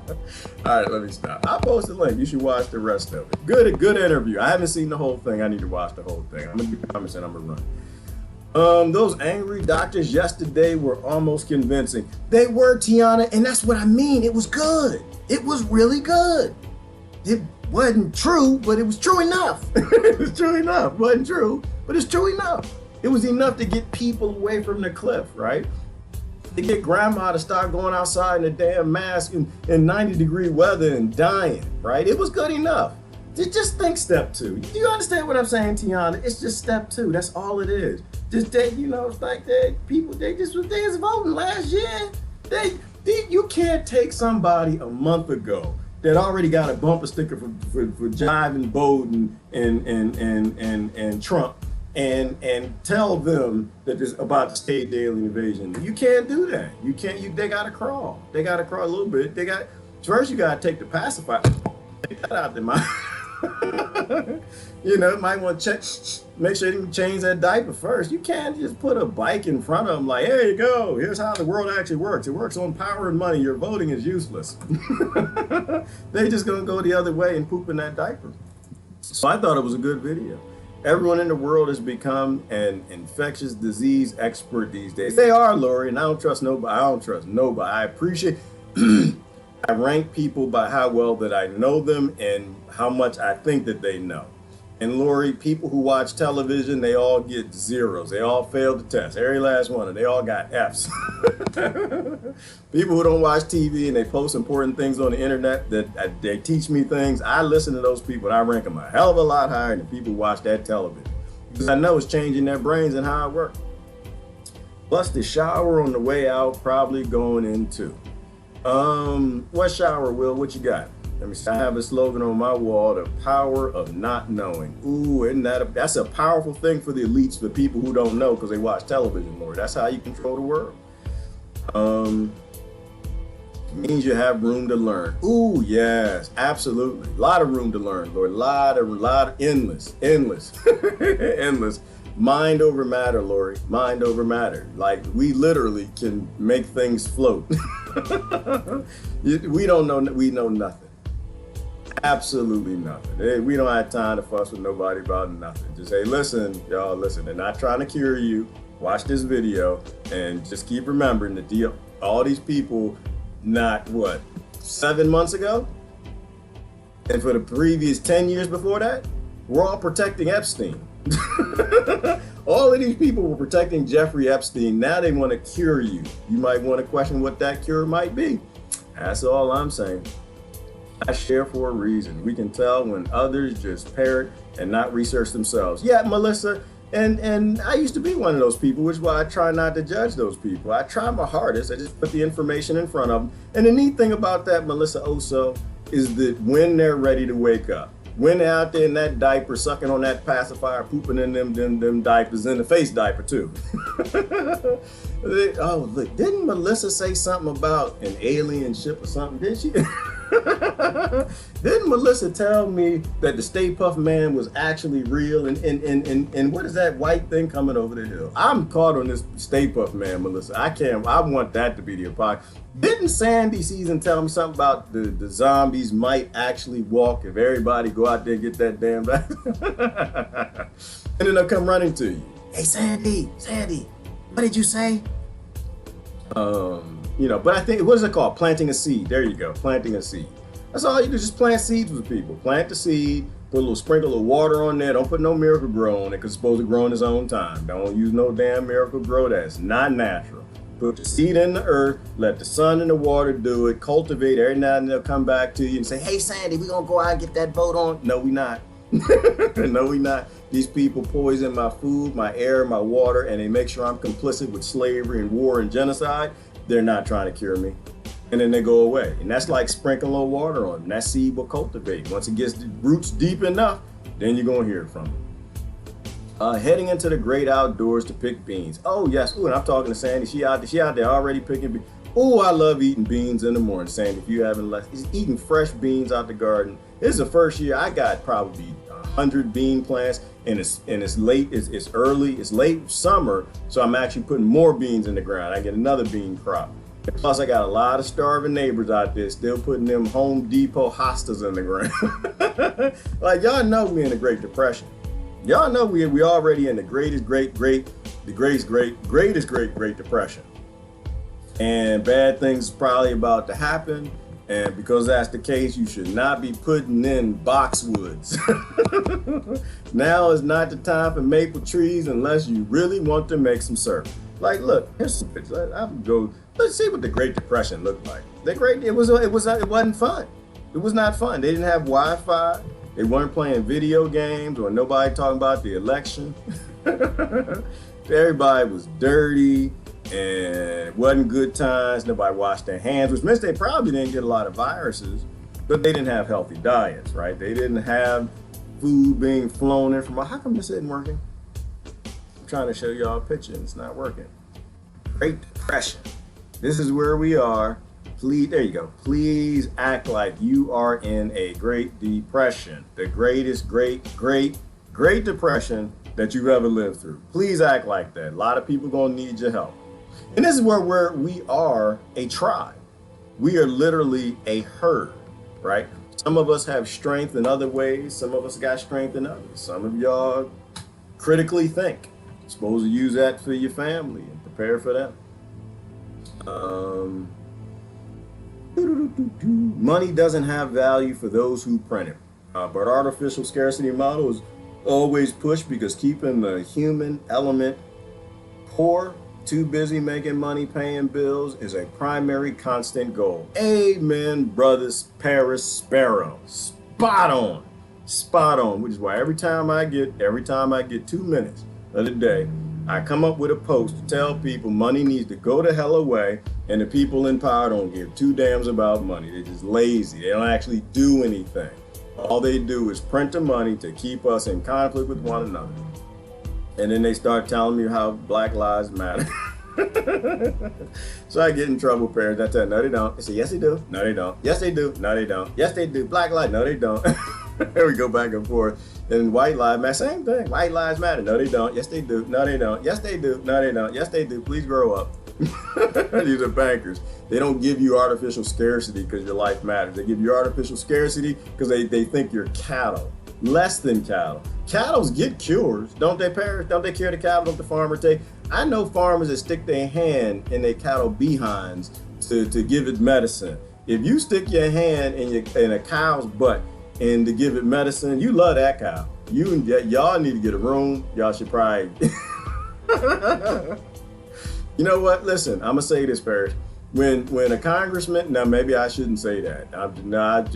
When a congressman is willing to stick his hole up to his forearm in Parrish's behind to give Parrish a cure, then I think they might care about Parrish. Until then, they don't get two damns about Parrish. They let people die on the street. Look at the food line right there.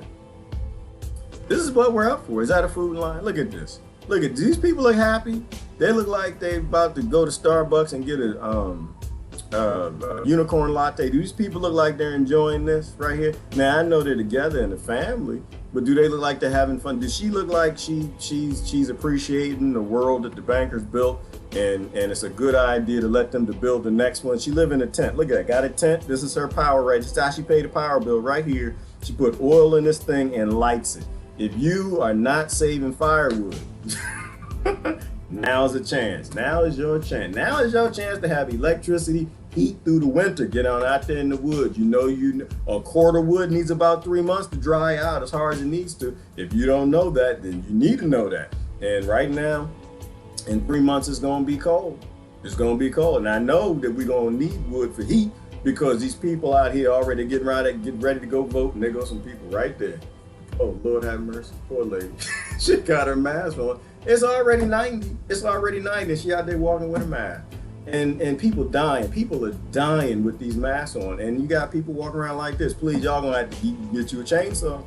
Get you a chainsaw or an axe. It's gonna be a long winter. Long winter. No Wi-Fi. I got Betamax ready to go. Betamax is ready to go because you ain't no Hulu in this. Ain't no Netflix, Hulu, nothing.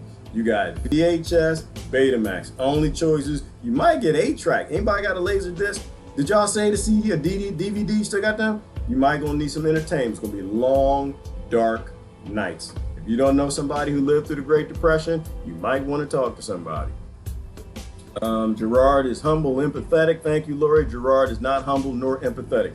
Gerard wants to get the hell out of here, Lori. I'm gonna tell you, the aliens, if they land that space shuttle right there, be like, oh, Gerard is coming on tomorrow. No, he ain't. I love y'all to death, Lori, and I think we should all get through this together. But like Hollywood, if I can get through it from another planet, that's where I'm gonna be. I'm gonna be on Mars. I'm gonna have a telescope. If I can get a signal up there, I do a video from Mars. I don't know, Lori. Like I'm here with y'all, and I love y'all. I mean, I don't want to say that I don't love y'all. I do. Did she look happy? If you had a chance to not be her, would you not be her? Does that make me bad, Lori? Is that if I had a chance to not take a shower for a month, and I know I'm the most dirty picture posting person I know. Only I'm just trying to teach people that it's okay to get some bacteria every now and then. The planet's not trying to kill you, and your bodies are all perfectly living here. Where the hell is my apple? It probably fell on the floor. There it is. Yeah, it fell on the floor. That's all right. Kiss it up. God made dirt, and dirt don't hurt. And I just posted dirty pictures, Lori. You know that. Cause got to teach people. But ain't no way. I take 2 showers a day. I'm gonna be honest with you. You're not supposed to. It's bad for your skin. You're supposed to get essential oils and stay moisturized. I take 2 showers a day. I do. I be lying. On the internet, you can be anyone you want to be. That's what my teacher told me a long time. When you grow up, y'all gonna have Facebook, and you could be anybody you want to be. And that's who I want to be on Facebook, to teach people that the germs ain't bad. I will eat beans straight from the garden, play in the koi pond, and not wash my hands. But I am not going through a Great Depression. If I got a choice to live on Mars in a tin can with Elon Musk and get a shower every single day, I ain't doing it. And I'm laughing. I'm just like, yo, we can avoid this. This ain't got to be us. We ain't got to do that.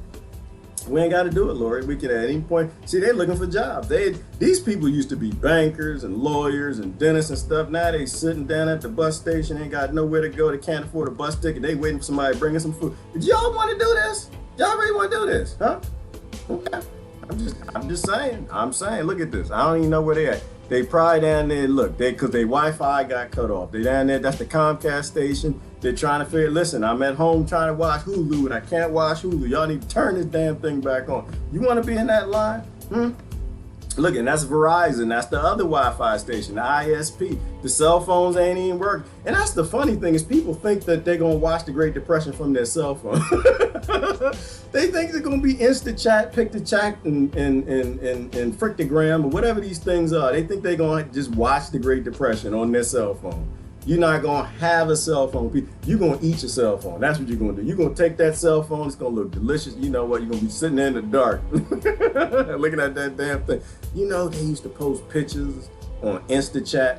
And oh man, I remember the last picture that she done posted. It's beans from her garden. It looks so delicious. This my cell phone kind of looking like a bean right about now. I wonder if I cook it up. You think that energy-wise, it might be some bean nutrition in this? Didn't Gerard say that we stole all these minerals from Africa? That this phone is actually nutrition. It's actually some nutrition in this one. I might actually be able to get something out of this to be able to get up in the tomorrow and we're gonna be eating our cell phones. You know, out there taking pictures. Ain't nobody doing those selfies. They dancing and stuff with the selfie. Got the music in the. Ain't no music in the apocalypse, yo. Ain't no music in the depression. You doing that now? You're doing that half naked. You're doing it, and I'm enjoying it. I'm not saying I ain't enjoying y'all Facebook stories. I'm not saying I ain't enjoying it. I'm just saying I'm not getting used to them because the last story ain't gonna look like that. You ain't gonna have on makeup and lingerie dance. You're gonna be calling for help. I didn't cut no wood. I was making many house. I was going, I don't know what to do. It's getting cold. It's not funny. It's not funny, but we've been here before. I just don't think we should go here again. All right. I'm done making fun of us dying. I'm ready to go. I'm gonna read some comments. I'm gonna go. He presents info but understands. Others will disagree. If you're talking about me, Lori, yep, I present info to piss people off to get them to change their evil ways. I do that every day. Go out in the garden. Somehow the plants put stuff in my head. And I can post something to make somebody have a day to question their evil ways. That's what I post. And my friends, they post stuff back too. So people make me question my evil ways because I don't want to live out here. Look at that. Look at this. Y'all want to live out here? Anybody know where the toilet at? You know where the shower at? Ain't no shacks in them showers. Ain't no showers in them shacks. You know what they got? They got an old Coke bottle. Down, see the factory right there? Y'all see the factory? Behind the factory where they can't get no jobs is water. You can see the water down there. Every morning they get up there like they in Africa somewhere and they get an old Coke bottle and they go down that water, that dirty water that all your mass is floating in.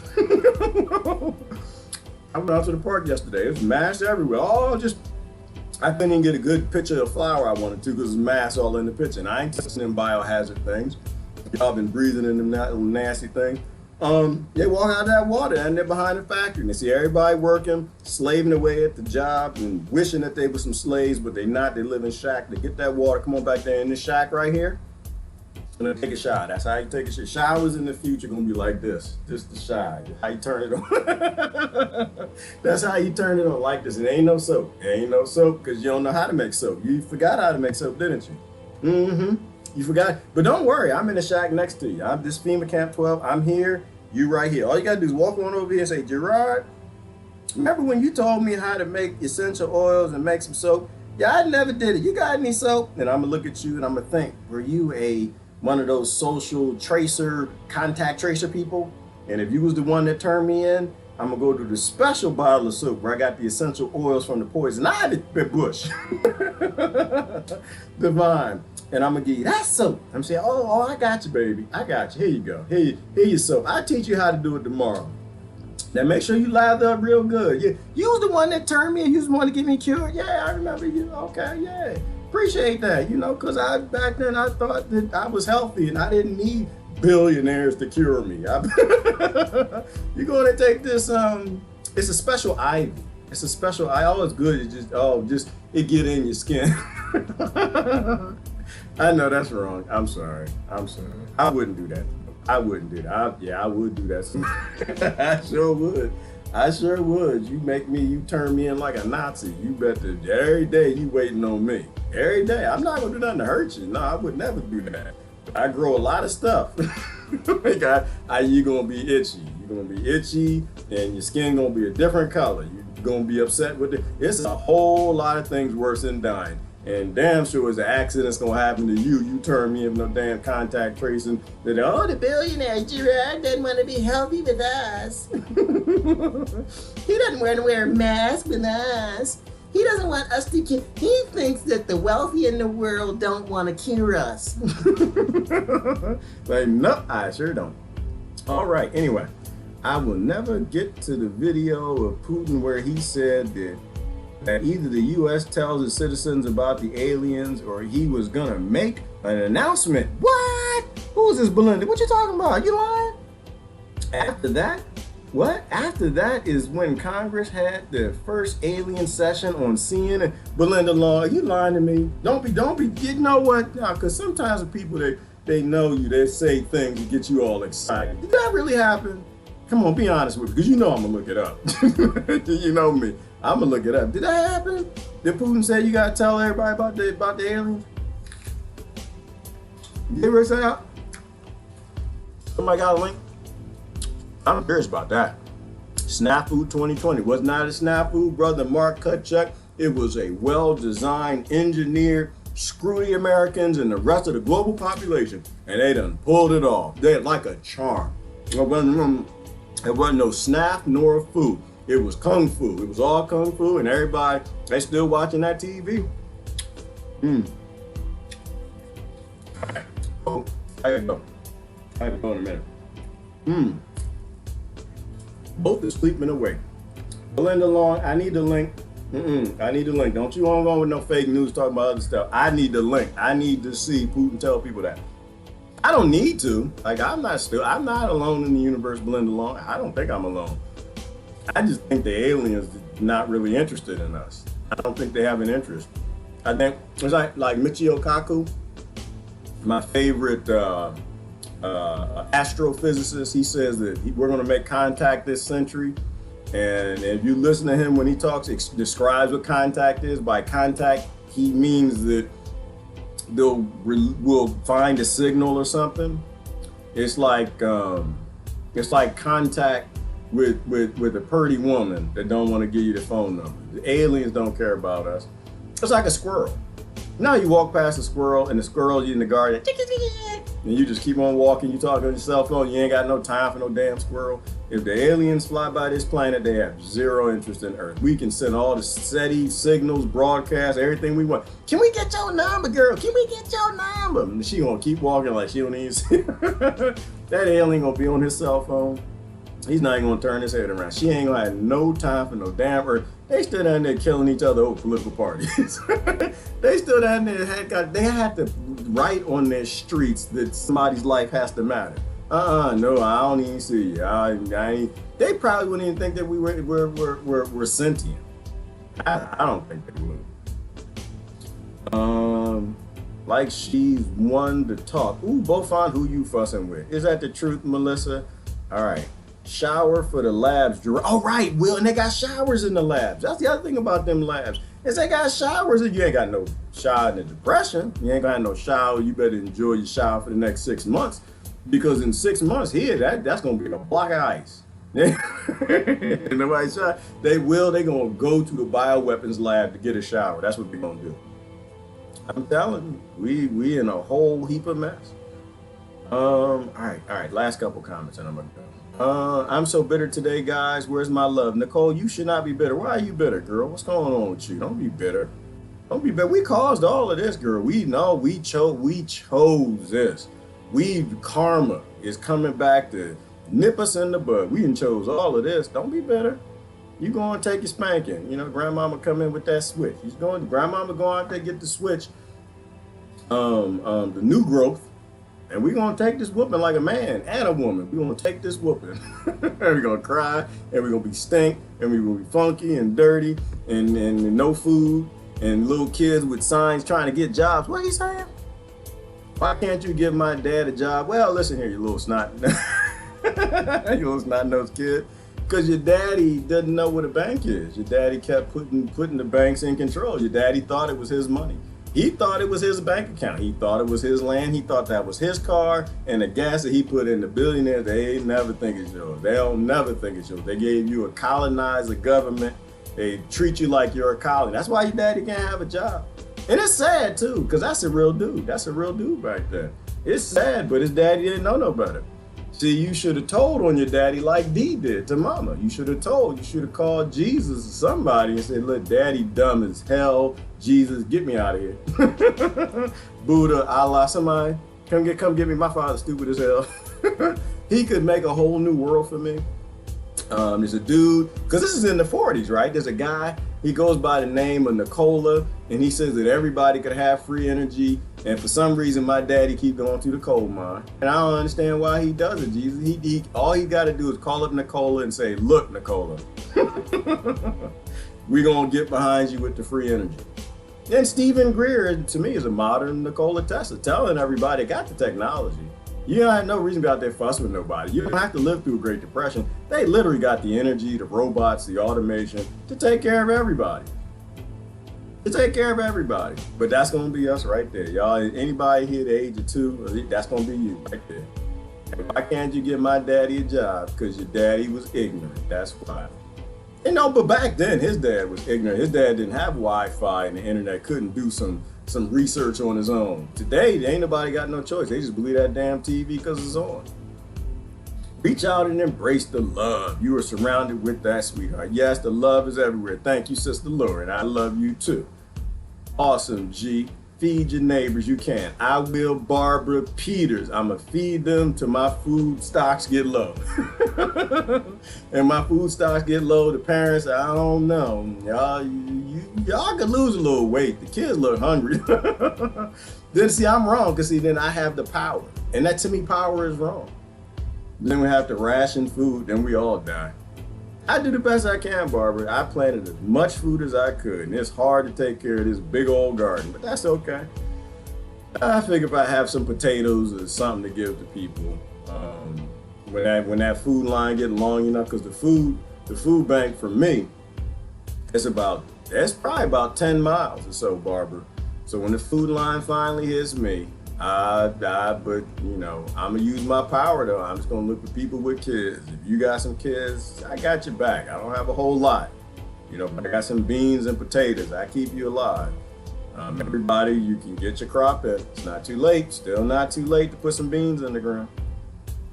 I am savoring my fridge. It's full today, but understand it will be empty soon. Well, all right, Melissa Oso, you need to make you a root cellar, because the power probably gonna go out too. And I know how I know that, Melissa, because I turned the power out on you. If you was out there being all lovey-dovey, trying to go out there and love people and tell them how their world worked when they was trying to spit on you, you had that much love, I'd be like, oh, hell no. They got a Melissa Oso out there. She loved people so much, she want to go out there and love on them. And they out there protesting against her. No, we gonna turn that power off. You ain't gonna have no food in that fridge. We gonna turn that sucker off. All right, I'm about to wrap up. Just finished eating homemade blackberry cobbler. Ooh, made fresh blackberries I brought back from Virginia. Sandra, you making me hungry. All right, my apologies. Parents lived through the Great Depression, huge farm families of skinny, starving kids. And that's the sick part, Patricia Hauser. Because back then, what was it, 80% of the people were farmers. Today, less than 3% of farmers, and probably less than 0.01% even know how to grow food. Yeah. We we in a bit of a pickle. We are in a bit of a pickle. And they're still listening to their government with masks on, hiding in the house, shaming other people for not listening to the Caesars too. All right. Nice imagery. It's good imagery, Paris, because I think it helps people to realize what we are in for. Now is not a time to be scared. It's not a time to fear monger. It's a time to recognize real danger and act like you know how history works, and that is real danger, and you don't want to live that way. Oh, who is this economist? Jamie Black? That's or Jamie Block. I can't even see that. Robert Kiyosaki. It's Robert Kiyosaki. There's a few financial analysts and bankers I follow because I think they're closer to how the world actually works, and he was one of them. And it was interesting just to see his take on what's going on and what's about to happen next. I found it interesting. We didn't even talk about it at the end of it. They were talking about how the hyperinflation, when that hits, and how America is going to swallow a lot of it. We're in big trouble, but that there's still enough support for the dollar globally that probably is what's kind of holding it up. People still want dollars, and I think they do now. They do now. We are the world reserve currency. But the problem is that it means that those you have to bring the hammer down on hardest to make sure that they comply with the global banking system is the Americans. It's interesting how that works out too, because we're the ones that are armed. Like we're the only nation that I'm aware of, one of very few anyway, that have a Second Amendment. We have the ability to arm ourselves against bankers that have militaries. We still got people out there marching to take the gun. I know we all gonna die. We just gonna die. They take the guns from the poor people, give them to the billionaires. The ones that caused the Great Depression. We all gonna die. You ordered the book. What book did you order, Christine? Wish I Was Your Neighbor. Oh, Belinda Long, thank you. You might be, sister. Where you live at? I'm gonna be at FEMA Camp 12 soon. You might be my neighbor. We might be right next door. We might be hovering over with 10 other people eating from a can of beans, watching my Betamax. I got all the old Star Treks on Betamax. I got all of them. We're gonna watch all the 80s movies. I kept it. I still got it. It works on very low power. It's not like these devices nowadays. Although it takes a minute for it to start up, and it only works really good when it's warm. But I still got my Betamax. I'm learning how can you're so excited. What are you learning, Barbara? Maybe for the populace, for the being. What Lori wrote. What did Lori write? What are y'all talking about? Beans and rice have a long shelf life. Yes, they do, Lori, and that's something to learn is what you can dry. Somebody's got to tell me what to do with my potatoes. I'm tempted to dehydrate them, make a powder, put them somewhere. I'm scared of mold. So I have to learn how to do that while people get out there learning the positions of the political politicians. They're learning what Jivin Bowden's going to do for black people. Teach them how to raise these children playing albums at nighttime.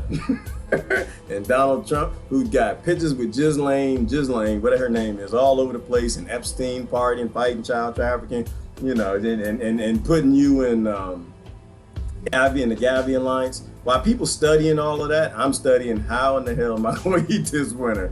What am I going to eat? I don't want to eat the neighbor's dog. I don't like dog. I seen that dog been peeing in my bushes, and he looked like a mangy beast, like they need to wash him a little more. I don't want to put him over the barbecue. What do I do with these potatoes? Lots of laughter. Canning food. Canning food's a good idea, Barbara. Canning food and recycling urine. There's a book out there, How to Make Friends and Recycle My Own Urine. You need to look at it. It's on Amazon. Don't buy it from Amazon. People like, recycle urine. Like, yeah, when you get thirsty enough, you'll drink anything. It's not too late. Don't get me wrong. It ain't too late. We can demand something significant right now. It's just got to stop being demanded for white people to hit themselves with plastic chains and lay down in the street and apologize for slavery and accept that we are slaves. We're being treated less than slaves. And soon, most of us gonna die. Not too late. Get out there, tell that government, give me that land back. That's what you do. All you do is call up somebody, cross party, cross race, cross religion, cross any of the little fake little fantasy lines the government gave you. And you say, what y'all want? And they'll reply, we want the land. Okay, you want land? Well, they won't say it that way. So what y'all want?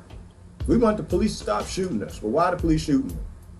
Oh, we ain't got no resources. They wrote a bunch of laws, and so they send the police to come out to get us because we don't have a lot of resources. Okay, so you want the land, huh? Okay. Well, guess what we want? What you want? We want to be left alone. We want to graze our cattle out here and let them eat some food out here on this prairie. But the government won't let us do that. They came in there and shot our brother Lavoy Finicon. So we want the land too. So wait a minute. So you want the land and we want the land. but we don't know how to get together.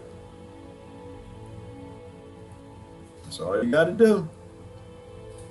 Ain't enough people together and the government will go along. Like, it's not our government. Don't get me wrong. It is the United States Incorporation. It's a governing corporation. But the number one purpose of a system, is Brother Mark still here? The number one purpose of a system is survival. It wants to survive. If it realizes you're going to burn it down and you have the ability to do that, you're going to walk away. You're not going to believe in it.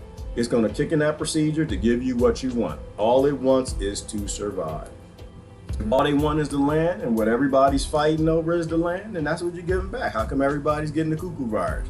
Well, because they ain't got the land, they can't grow their own food. So they got to go to the grocery store and buy something that looks like food with a whole bunch of carcinogens in it. Everything comes back to land. Is there any problem that doesn't attach to land? Insanity, mental illness, where does that come from? Well, people aren't free. They don't have gardens. They don't have peaceful places to sit by the water. They got to go to work. They don't get enough work done. They go from working 40 hours a week to 60 hours a week, and then 60 hours a week, they got to fit 80 hours a week working that. Otherwise, the job goes to China or somewhere else is being outsourced. Yeah, and they got to go back to school, get another degree. All that stress builds up. They don't have an immune system. They just need to sit at home. Let the automation do what it's best at. Let the computers do what they're designed to do, and the robots, which is to take human beings out of their drudgery instead of being distracted. That's the name of this video: distraction.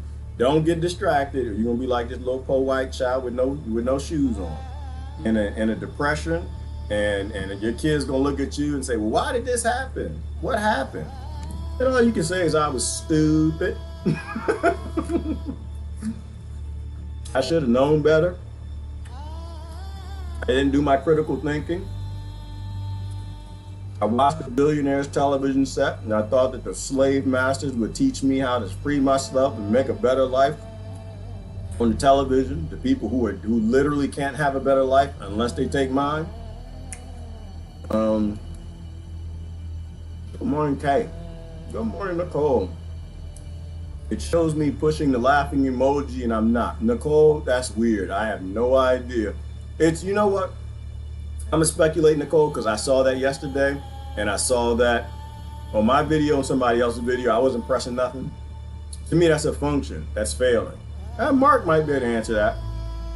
When you start to see glitches, it's because they probably have a software update that they're putting in, and it's just getting triggered at the wrong time. So you're starting to see what down the road they have need to. And all you got to ask yourself, Nicole, is why would there be a function to make you like or dislike a post automated without you pressing?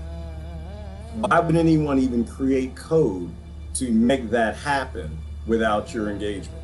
Outside of the fact that it's failing right now, there's probably learning software, and they're learning how to like and dislike certain posts to get them more attention or less attention, probably to bring the flying monkeys, to get people reported. There's always something going on, but you got to look for the glitches in the matrix and try to figure it out. But there's no reason, Nicole, to have a function to have automated pushing of the button. That's what you're saying. It's a failing in a function. It's an automated pushing of a button. And there's no reason to have that. Even if my reason for why is there is wrong, my suspicion. There's no reason to do that unless you're trying to literally control live streamers psychologically by liking and disliking what's being said or not said, or govern the shadow banning based on that. I like raw peas, Christine. I love raw peas. I don't have much peas anymore because it's too hot here now. So I'm eating mostly raw beans. Lots of people are saying that's happening. What's happening, Lori? Let me see. Generators, batteries, and solar power banks will help. They will, Jennifer Bodana. And this is what, like, people ask, well, where do I put my money? Well, you listen to Robert Kiyosaki. It better not be in anything that's attached to the dollar. That's a bad idea. Put your money in things that your neighborhood needs, right? What does your neighborhood need? They need food. Then you need to get some farmers growing some food. You got money, then that's what you invest in. You can do sharecropping. You got land, you can share land with people to grow food. Look at the Great Depression and what they did. You like power, you like Wi-Fi. I mean, you're not gonna have Netflix and Hulu, but you sure could have power at nighttime. You get some solar panels, invest in charge controllers, you know, make sure you have the equipment so when people need it, you have something to trade with. If we're wrong, and the world's billionaires decide to help us and give us a new normal, instead of a slave plantation we deserve, then we'll all laugh at this later. You can just trade as long as you invest in something of value, you can trade it back in later. And we'll all laugh at it.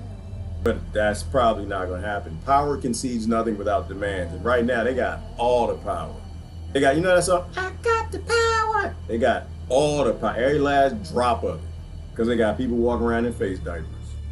Hey, Rebecca Costello, good morning. I think I'm Facebook friends with your whole family, girl. I see everybody out there. Let me see. Tent cities with porta potties. Here we are. Yes, we are, Rebecca. And those tent cities going to grow. They're going to grow. What's the sign say? Women's Contingent National Hunger March. Yeah, Rebecca, does that sound fun to you? Does anybody else want to go on a hunger march? I tell you what, you keep marching for insignificant things, you're going to change that sign from Black Lives Matter or let's get back to work or whatever they put making signs with. You're going to change that sign to this is the 4th annual hunger march. We are being walked into the Hunger Games. Like in the villages in India, you pour a bucket over your head, that's your shower. That's it, Christine. That's only if you got a bucket. If you ain't got a bucket, you might have to use some spit. You might have to get the guy in the shack next to you. Hey, can you drank a lot of water yesterday? Can you, yeah, I just need to get some of this smudge off of me. We going into bad times. You worried about viruses now, you're going to be thinking about spit later. Like, somebody please spit some viruses. I got to wash this funk off. Like the chocolate cake in the book, movie The Help. Hey, Lord. Good morning, Jimmy. But so the Putin thing is real? You're a Putin fanatic? Okay. All right. I did that too. Just get to it, not that bad. Yeah, it's not bad, Christine. I'm not saying, if you have access to fresh water, it's not bad. But attached to all the streams in my country, Christine, we have these things called sewer treatment plants because we don't like to actually compost and use human manure on farms and gardens that we grow. So the microbiology and our poop help the bacteria figure out how to make us stronger when we eat the food later. We just dump it in the water. What do you think's gonna happen when nobody goes to work at the sewer plant? And when you go in there and get that bucket going down to the river to get some water, going down to the stream, that's not gonna be fresh water. It's gonna be a slow leak to make sure every day your water has stuff in it because we could have built a sustainable world and we chose not to. That sounds disgusting, but this is where we're going. We've been here before and we're just going right back down the same road. How's that saying go? If you don't, the definition of insanity is doing the same thing and expecting a different result. The definition of insanity is expecting human freedom, but always listening to those who refuse to let humans live free. To keep going back to bankers for some help. To keep going back to pharmaceutical companies for cures. To keep going back to the war on drugs to protect you from drugs. Keep going back to those who claim authority and power over you that can take anything that you own anytime you want and make you walk around in face diapers and beg them to cure you, or to free you, or to help you against your neighbor. Definition of insanity. That's why we get used to these pictures. We should look at Great Depression pictures every day from here to the time we out there in the hunger marches. That's coming. I didn't plant any food. That's okay, Nicole. You didn't have to plant food. You can plant food right now. Right now. You can go on out there and get you some seeds. And once again, I recommend beans and peas. We're getting into our cold crops now. Now's even time for broccoli. You can get that broccoli in the ground. That coal is not too late. You don't need to put it in the ground. You can put it in a pot. And even if not, Nicole, you probably know somebody got some land. Say, listen, I know you got that yard out there. I know that the lawn care company is about to shut down. How about I turn that into a garden for you? You ever think about letting me do a garden? I'll share the food with you. That's what you do, sharecropping, work together. Again, if I'm overstating, which I know I'm not because we've been here before, but that's okay. Worst case scenario, Nicole, you have a whole bunch of fresh food and a lot of jokes and laugh to have later. My neighbors and I trade all the time. Love it. And that's what you need to do, Barbara. And that's the other side effect is when you're trading with your neighbors, you get to know your neighbors. You work together, and that's a great thing. My neighbors are already turning down my daily bounty. Ooh, yep, Jimmy T. I think I'm probably about half my diet now comes from my garden. Very soon, 100% of what I eat should be coming from my garden. But I probably could do 100% now, though, Jim. I'm not doing that because, well, one, there's things in the grocery store I still like, and two, I want to save food for the winter. And that's another smart thing. If you can't eat from your garden right now, like in good times, it's a good idea to do that because it's fresher and healthier. But now is time for saving. Now is the time for thinking about the winter and what happens if those food lines at the food banks don't have any food to get in line for. So now's the time where you want to save food. Oh, MREs, you can invest in that. They'll give you diarrhea and constipation. Because when you're in the wars, I used to eat MREs when I was a kid. And ROTC, Civil Patrol, Boy Scouts, blah, blah, blah. They make you constipated because when you're out there on the line shooting at people, you really ain't got time to poop. So you can invest in MREs, but hey, it keep you alive. It just give you poop on a regular schedule. The haves dangle carrots in front of the have-nots. They always do, Sandra. That's how they keep us controlled. That confiscates the goods. Yeah, they do. They can take anything, anytime they want. Which is a weird thing. You can grow all the foods that you want, and your government can come in and take it anytime they want. They got all the guns, and we gave them all the guns. They have a monopoly on violence, and they can take anything anytime they want. Forage is good. Whoever said that? Lori, forage is a fantastic idea. I need to get together with Susan Jewel, go out there and learn how to pick the right mushrooms. Damn, if I get out there picking mushrooms, that's going to be the most interesting video I make the next day. If I don't die. Like the aliens, oh my God, the wall's bleeding, what's happening? Ah, Stay Puft Man. The zombies are chewing on my feet. What the hell's wrong with Gerard? Well, he was out there picking mushrooms and he ain't listening to what Susan Jewell told him. So he ate the wrong mushroom. Oh, God, I wouldn't even know how to log on. I'd be in another dimension. Go find people who know how to do things and learn how to do things. It's not too late. Yes, Barbara Peters, canning food and get your canning supplies. Yes, rabbits. We might have to eat them. Christine, I understand rabbits are pretty good with poodles. And tabby cats. Don't let it be Rebecca Costello's because she'll release her alligator on you. Gas lit to the max. Yes, Lori, because the TV works. And that programming is on every damn day. There's many more have-nots than haves. Many just know this. Well, and that's why I say, Sandra, it's not too late. It's still not too late. It's not too late for people to finally say, enough. We're done. We're not doing a Great Depression. I like deodorant. I like it when I'm around people who have teeth to brush and a toothbrush to put some non-fluoride toothpaste in there. You know, we can stand up anytime we want. Hey, my letter, good morning. Bring the depression. We'll force being humble. Ooh, well, see, I'm kind of in your school of knowledge, a little bit. Nah, I never mind. Forget that. I ain't no, that's evil. That's just, no, I don't want to live like that. I don't want to do that. 1940s, Like the zombie apocalypse stinks. Like I joke with it. I watch The Walking Dead, Will. I don't want to be that humble. I know what people smell like when they don't shower for 2 or 3 days. You really want to be around somebody that doesn't shower for like a month or 2? I don't. Y'all got kids? Y'all like anybody? I guess after a while though, Will, you don't smell it. I guess after a while. But I don't really would have to smell it because I know the smell would be there. I'd be able to see it and I know the funk and the particles of what I'm smelling is going in my nose. And you ain't washed nothing because I ain't washed nothing because we ain't got no soap no more. I don't want to be that humble, Will. I probably deserve it, but I don't want to be.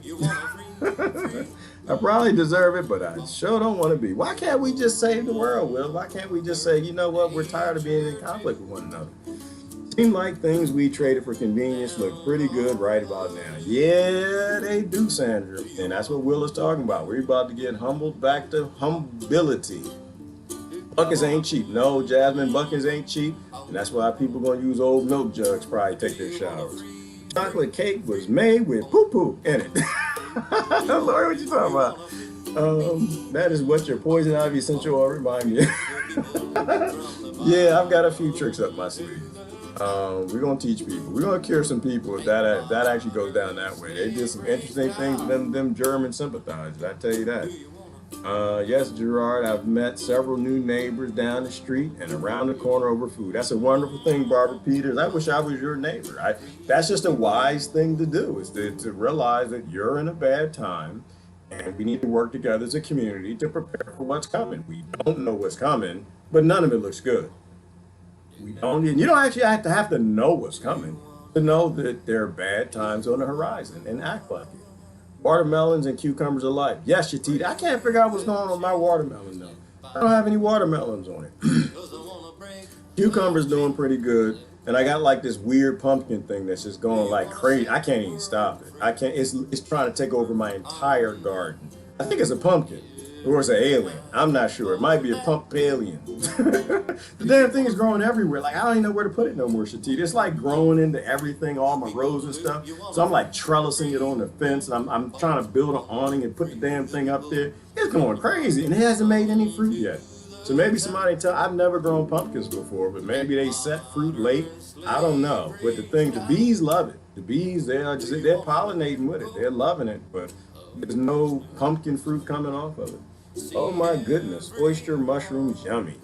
Yeah, I got mushrooms all over the garden too, Shatita. I don't know if I should eat them though.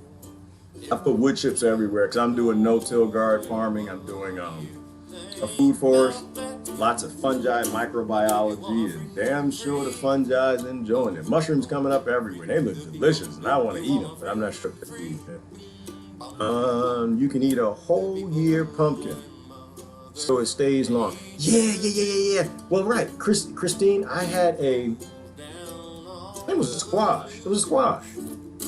I had a butternut squash that lasted at least a year. It was fine. It was delicious. That's one that keeps. That's one that keeps. And that's I got to check on this penny packer squash though. This is the first year I grew the penny packer squash. I got a bunch of them. I need to know when they're ready to pick. And how long they last. That's a good point. That is a very good point. You get enough pumpkins, they'll last a very long time. These are just things that we forgot, that we probably, it was just everybody age of 5 knew back then that we forgot. Eggs, right, from the chicken. If the government loved you, they'd be handing out chickens now. If they were concerned for you, they'd be handing those things out so everybody has eggs. You know, as long as you don't break the membrane on them, they say that they last for months. They can just sit right there and they don't have to be in a refrigerator because the membrane keeps them sealed. You might want to double check on that. Do not go buy out an egg with a membrane on it because you heard me say it lasts for months. You might end up with the gout. You might have to get your belly pumped. Go check on that. I know it lasts a long time. Lasts a very long time if you don't break the membrane. The only reason the ones in the store don't last, and they got to be refrigerated because they break that membrane. They get all that poo-poo off of there and they put that bleach on it. All right, we talking sustainability.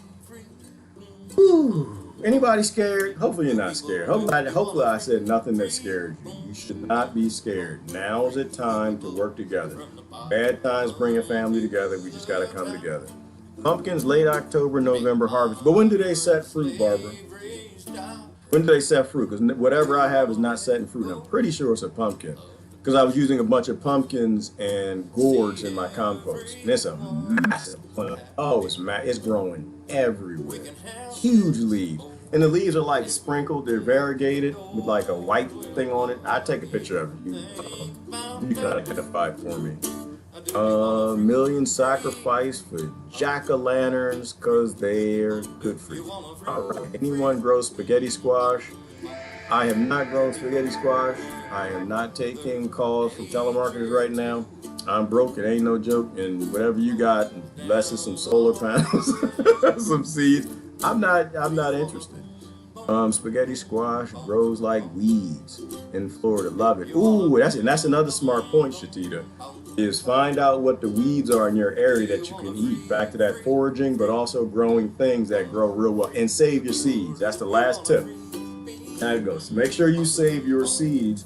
And that's the other point, which is you don't actually have to grow the food you're going to eat now or this fall.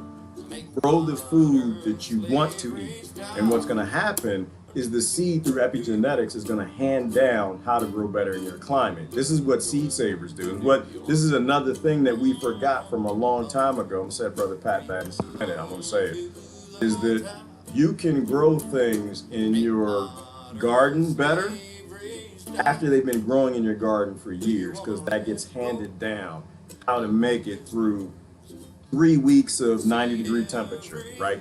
Epigenetics flips the genes, how to make it with the current mold and bacteria in the environment, the current rainfall. They're constantly evolving like we are, right? They can do better in the environment if you've been growing. So plant everything you want.